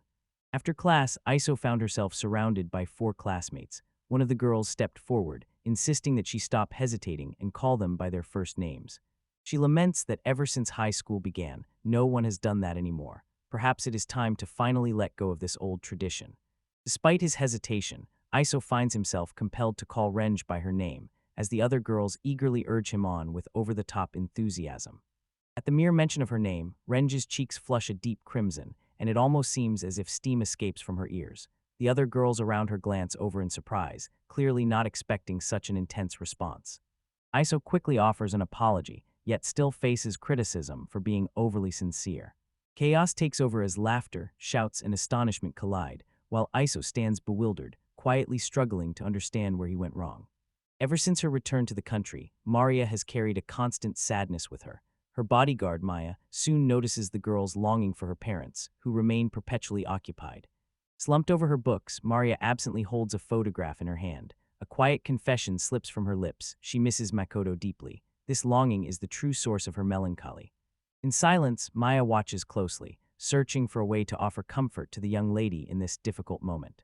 Memories flood Maria's mind as she recalls the promise she once made to meet Makoto when he proved himself worthy. Yet now, a quiet realization dawns on her. Chasing after him all this time, she yearns to become someone deserving in her own right. Maya gazes tenderly at the determined girl. To cope with her sadness, Maria immerses herself in action-packed videos, watching them with genuine fascination. Deeply moved by Maria's sincerity, Maya becomes so touched that she accidentally drops her tray. Surrounded by classmates eagerly seeking his help with schoolwork, Sanishi listens as they shower him with praise, calling him a genius, a prodigy, and a calm leader. His usual smile appears, calm, polite, and perfectly composed. Beneath that mask simmers an invisible tension. Smiling has become nothing more than a habit, a way to hide true feelings from the world. From childhood, the lesson was clear: never stop, always strive, no matter where life takes you. This guiding principle became a part of him, fueling his belief that with enough effort, any goal could be reached. Dedicating himself to both his studies and kendo practice, he also competes in national tournaments. For him, persistence serves not just as a path forward, but as a source of emotional comfort. During the latest tournament, Sanishi astonishes the crowd, a freshman who claims victory with remarkable ease. Yet despite the waves of applause, an emptiness lingers within him. Years of training forged strength in pursuit of happiness. Yet now, even triumphs and the praise of others fail to spark any joy. It feels as though all meaning has simply faded away. Roaming in solitude, he admits to himself that he has long been holding back his strength just to prolong the fight. Even training feels dull, and every challenge seems uninspiring. Praise follows him everywhere, elevating him onto a pedestal as if he were more legend than man. Weary of victories that come too easily, Sanishi longs for a real fight, one filled with challenge, risk, and the thrill of true combat. Sword gripped tightly, gaze fixed on the empty field, anticipation for battle surges within. An instant later, the true clash ignites. The opponent effortlessly dodges the crushing blow, making it clear that Sanishi now faces a true challenge. Despite his newfound powers, endless leveling, and multiplied experience, Sakura laughs freely in the midst of battle. This unexpected reaction startles Kamishiro, who had once dismissed him as predictable. The boy's shifting emotions begin to transform the entire encounter. Kamishiro reacts in an instant, and both fighters launch into a rapid exchange of blows. Sakura lunged forward, aiming a direct blow, but found herself ensnared by a fresh wave of magical circles. Kamishiro unleashed his ice magic once more, sending a chilling attack down from above. Harnessing teleportation, Sakura materializes above Kamishiro and drives a powerful blow downward. Kamishiro attempts to cast a spell from afar, only to realize that his magic field refuses to activate. While Kamishiro is in the middle of training, a student named Kaido approaches. With a sly tone, Kaido calls him a genius and stirs the air with a challenge. Introducing himself as a fellow freshman, Kaido subtly points out the oddness of Kamishiro's solitude. The tone he uses makes it clear: this is an unspoken invitation to a duel. Frustration simmered within Kaido as Kamishiro's cold, distant demeanor suggested a lack of seriousness toward the match. Kamishiro responds with an icy calm, declaring that a single blow is all he needs to claim victory. Tension crackled between the boys, yet a girl rushed in and swiftly intervened, halting them before a real fight could erupt. With a stern expression, she scolds Chega Armin, Sankate, and Kamishiro, reminding them that such antics could spell trouble for all the first-year students. A teasing smile plays across his lips as he mocks Kaido, suggesting his anger stems from being unable to defeat Kamishiro. He then proposes settling matters the men's way, with swords. With a playful glint in her eye, she throws down a challenge to everyone at once, proposing a 3-against-1 match. Locking eyes with Kamishiro, the girl boldly declares her indifference to the rumors of his genius, promising to push him to give his all. Surrounded by curious onlookers, she flashes a confident smile and adds that a true genius is someone who simply cannot be defeated. A warning laced her words, insisting she was no fragile opponent, confident she could shatter his defenses. Sakura gathers her energy, preparing to unleash her magic. Determination sharpens her gaze as she hovers on the brink of a breakthrough. Kamishiro observes intently, quietly acknowledging the difficulty and skill required to create a magic circle in such a precise spot.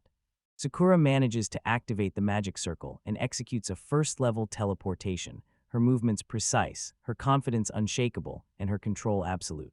Kamishiro observes her performance with wide-eyed surprise, only to be suddenly struck by a spell she unleashed from behind after teleporting. Truly impressed, he acknowledges her remarkable growth. Sakura's strategy proves precise, and her magic unexpectedly effective. With unwavering determination, the young woman summons 10th-level lightning magic. Kamishiro stands stunned by the display of her power, fully aware that he now faces a truly formidable opponent. Now he understands with absolute certainty, standing before him is not merely a gifted student, but a true force of nature on the battlefield, brimming with astonishing potential. Kamishiro stands at the heart of the magic field, an eager smile on his face as icy spells swirl around him. The gravity of the battle does not intimidate him. Instead, he welcomes the thrill and excitement it brings.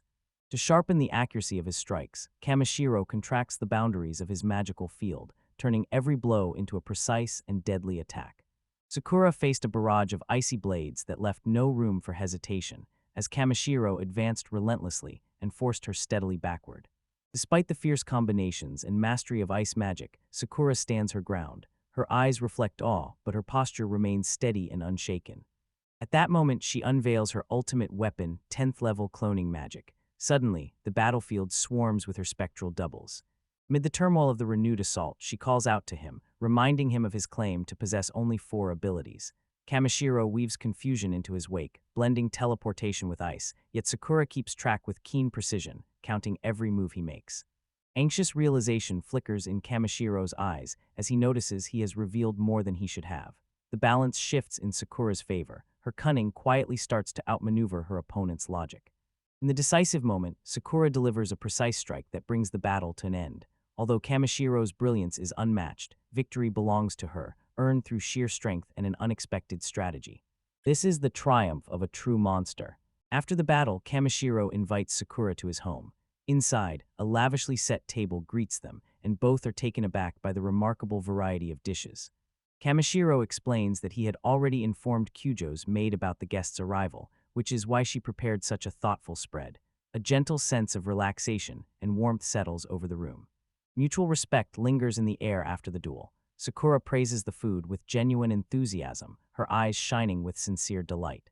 Kyujo watches with a frosty smile before abruptly declaring that if the meal does not suit their tastes, the guests are free to leave. The unexpected remark catches everyone off guard. Sakura falters, the maid's sharp tone shattering her carefree mood and leaving her momentarily speechless. Seated at the table, Sakura expressed gratitude for the delicious meal, though her thoughts lingered on the sting of her recent failure. Kamishiro offered gentle reassurance, admitting that even with a gap in their abilities, the challenge had not been easy for him either. Another boy admits that Sakura's approach was clever. He had assumed she relied solely on her abilities. Laughter and playful banter eased the tension in the air, prompting even Kyujo to start taking her seriously. After finishing the meal, Kamishiro shifts the mood to a more serious note. With calm resolve, he formally invites Sakura to join the Senkanagaran group. The unexpected offer catches her off guard. Silence settles over the table, heavy with the weight of the decision she struggles to find an answer for.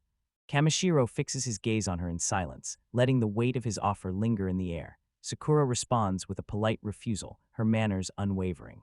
She explains that living by orders simply doesn't suit her. Always knowing what to do makes life dull. Kamishiro finds her response both surprising and unexpectedly amusing. A knowing smile appears on his lips as he acknowledges her unpredictability.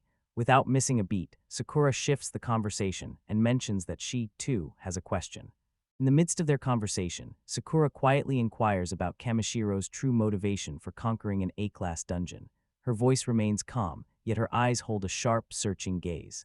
Kamishiro counters with a question of his own, asking what the dungeon means to him. A year had slipped by since their arrival, yet despite remarkable progress in studying monsters and their trophies, much remained out of reach for humankind, even for those considered the chosen few. Bursting into the room, Mika's face shone with happiness as she entered. With a triumphant grin, she held out her phone, showing off a photo and proclaiming that her sister was the most adorable creature in the entire universe. A classmate teases her, asking why she scrolled through photos instead of simply making a call. Mika freezes for a moment as it dawns on her that she could have just started a video call. A wave of panic surges through her as she glances at her phone, only to find there's no signal. The realization hits her hard. Miki is currently trapped underground. News of her sister braving the dungeon alongside a boy, and even conquering a C-rank quest, fills Mika with uncontrollable anger. A frenzied scream erupts, vowing to force Sakura to eat her own eyes, while a classmate desperately tries to calm her, pleading for her to regain control. Mika's eyes lit up the moment her friend affirmed the logic behind her underground theory. In an instant, all anger vanished, replaced by an infectious enthusiasm that radiated through the room. With spirited enthusiasm, she launches into a lively discussion about how anything is possible in our time, her confidence unwavering and absolute. Soon they set off for the team's base, where Mika presents a vibro feedback device she has specially modified for dungeon exploration. The sign nearby introduces her as a researcher from the dungeon center. As the team examines the entrance to the new dungeon, a sense of mystery hangs in the air about the true nature of this structure, its purpose, and the unknown hands that built it. The enigmatic structure continues to spark growing curiosity. Questions accumulate, yet answers remain shrouded in darkness. Tension in the air intensifies. Kamishiro reveals his desire to understand the true nature of dungeons, convinced that the answers he seeks lie hidden within the depths of an A-rank dungeon. In silence, Sakura listens and reflects, realizing that the dungeons have brought her new friends. The thought had never crossed her mind before. Now, a quiet conviction grows within her that moving forward with faith in herself truly matters. Kamishiro lets out a soft laugh, remarking on how much Sakura has changed. Genuine curiosity sparkles in her eyes as she waits to see what will happen next. Kamishiro argues, countering with the idea that every player is bound to encounter others along their journey. Meeting new people, he says, is an essential part of personal growth. Even loneliness, after a while, loses its appeal. Only through forming connections does life truly gain meaning. The conversation draws to a close, leaving behind the anticipation of new faces and future allies. Confidence resonates in Kamishiro's words as he foresees countless others crossing Sakura's path along her journey. The girl admits that meeting new people will bring changes to his life as well. A gentle smile plays on Kamishiro's lips as he admits to himself that crowds can be a bit bothersome, yet he no longer completely rejects the idea of being among others. A gentle smile spreads across Sakura's face as she shares how much she looks forward to what lies ahead. In the shadowy corridors of the dungeon, a mysterious new figure emerges. Moving effortlessly through the fallen bodies, he traces a magical circle with a gaze as cold and resolute as steel. The air grows tense, a silent warning spreading with each step he takes. His presence signals a dangerous shift. Whispers fill the streets about the most formidable player who conquered the 6th-level dungeon. Rumor had it she never needed protection, relying solely on her strength and unbreakable will to push forward. By her side lingered a monster, a terror that chilled even the bravest to their core. Despite the unsettling rumors, her calm and gentle nature comes as the greatest surprise. This peaceful demeanor stands in stark contrast to what people say about her, casting doubt on the truth of the legends. Deep within the 14th floor of a 6th-rank dungeon, a girl searches desperately for something promised to her as a reward. Disappointment clouds her face, for she has lost the very thing she had longed to taste. Exordia, the monster companion, remarks coolly that shedding tears over a burger seems rather trivial. With a fierce glare, she fixes her eyes on him, while he scrambles to defend himself, insisting he hasn't eaten anything. Still, the girl gestures toward his perfectly manicured claws, her suspicion clear. The argument continues as she accuses Exordia of stealing food while she slept, insisting no one else could have done it. Exordia denies everything, even cracking a joke about not wearing fake claws. In spite of everything, she dramatically brands him a liar, declares she is leaving him for good, and walks away with her head held high while he stands frozen in shock. Upon reaching the 15th floor, the deepest point she has ever descended, she finds everything shrouded in thick, impenetrable mist. Calling out for Exordia brings no reply. Fear presses against her heart, yet she manages to steady herself and move forward. Moving forward, Exordia tries to appear indifferent, yet the weight of her loneliness presses in too deeply to be hidden. Out of the thick mist, tentacles emerge, curling around her and lifting her off the ground. Helpless, she lets out a scream, utterly defenseless against their grip. Rising from the water, the boss of this floor reveals itself, Lark, a colossal slime creature with a terrifying maw. No one knows the recommended level for this fight, marking it as an exceptionally dangerous encounter. The poison mist begins to cloud the girl's senses as she drifts toward unconsciousness. Fighting to stay awake, thoughts of using detoxification magic flicker desperately through her mind. Just as the monster prepares to strike again, Exordia suddenly emerges and pierces it with a precise, swift attack. A wave of relief and astonishment fills her as she calls out his name, while Exordia, consumed by rage, lunges forward to attack. Slicing through the water, it tears at the enemy's tentacles, forcing a cry of pain. With a deafening roar, Exordia unleashes a blow that triggers an explosion, tearing the monster apart. Sakura calls out his name in concern, but he brushes her off with a cocky assurance that he's fine and needs no help. Despite his bold words, an uneasy feeling lingers within her, as if the danger has not yet passed. Witnessing the boss stir back to life. Without a moment's hesitation, Sakura surges forward with unwavering determination. Using the shield to block the tentacles, readiness for a decisive counterattack sharpens. The 10th level light magic awakens, summoning a powerful magical circle. Her swift movements catch the monster completely off guard. Eyes narrowed in concentration, she readies a direct strike. The monster watches in confusion, unaware of the fate that is about to befall it. In the aftermath of the battle, Sakura discovers a rare artifact. The Mirror of Memory reveals scenes from the past at the exact spot where it is activated, granting a window into bygone events. Intrigued, she immediately activates the device in the room where they had been relaxing. Exordia trembles with panic, realizing that she is on the verge of uncovering something important. Gripped by anxiety, he resolves to reveal his long-held secret. Once he existed as a being destined to grant wishes, then vanish and be reborn each time with no memory of his past. Meeting Iso changed everything for him. No longer did he see himself as a mere tool, but as a companion. Through her presence, he discovered a purpose for his existence. Yet Iso interrupts, eyes already alight with fascination, as he gazes into the mirror of memories without waiting for the speech to end. In the reflection, an attack from a monstrous figure takes shape, but something feels off. Exordia steps forward, standing bravely to shield the area, and even retrieves a lost burger. Iso beams with delight, clearly admiring the courage of a true friend.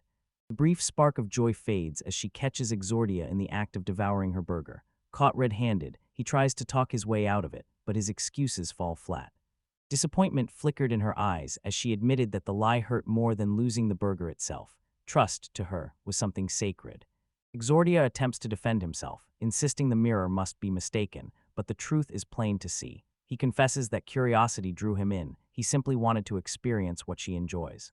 With a gentle smile, she mentions that next time, they'll enjoy burgers together.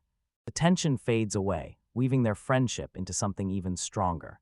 When Iso asks what he wanted to tell her, Exordia hesitates at first, skillfully steering the conversation in a different direction. Unable to withstand her piercing gaze, he confesses quietly. Fulfilling her wish was out of the question for him. The realization left her stunned, yet without missing a beat, he suggested heading straight for the gates. His actions suggest emotions that run deeper than they appear. Iso feels a surge of joy from conquering another dungeon and longs to share the news with Sakura. Yet, when Sakura's name appears on her phone screen, hesitation takes hold. A flush spreads across her cheeks, a detail that does not escape Exordia's notice. He remarks on her shyness, insisting it is only a name. Yet, despite her words, her expression reveals far deeper emotions. Iso admits to feeling something strange whenever talking with Sakura, though the reason remains a mystery.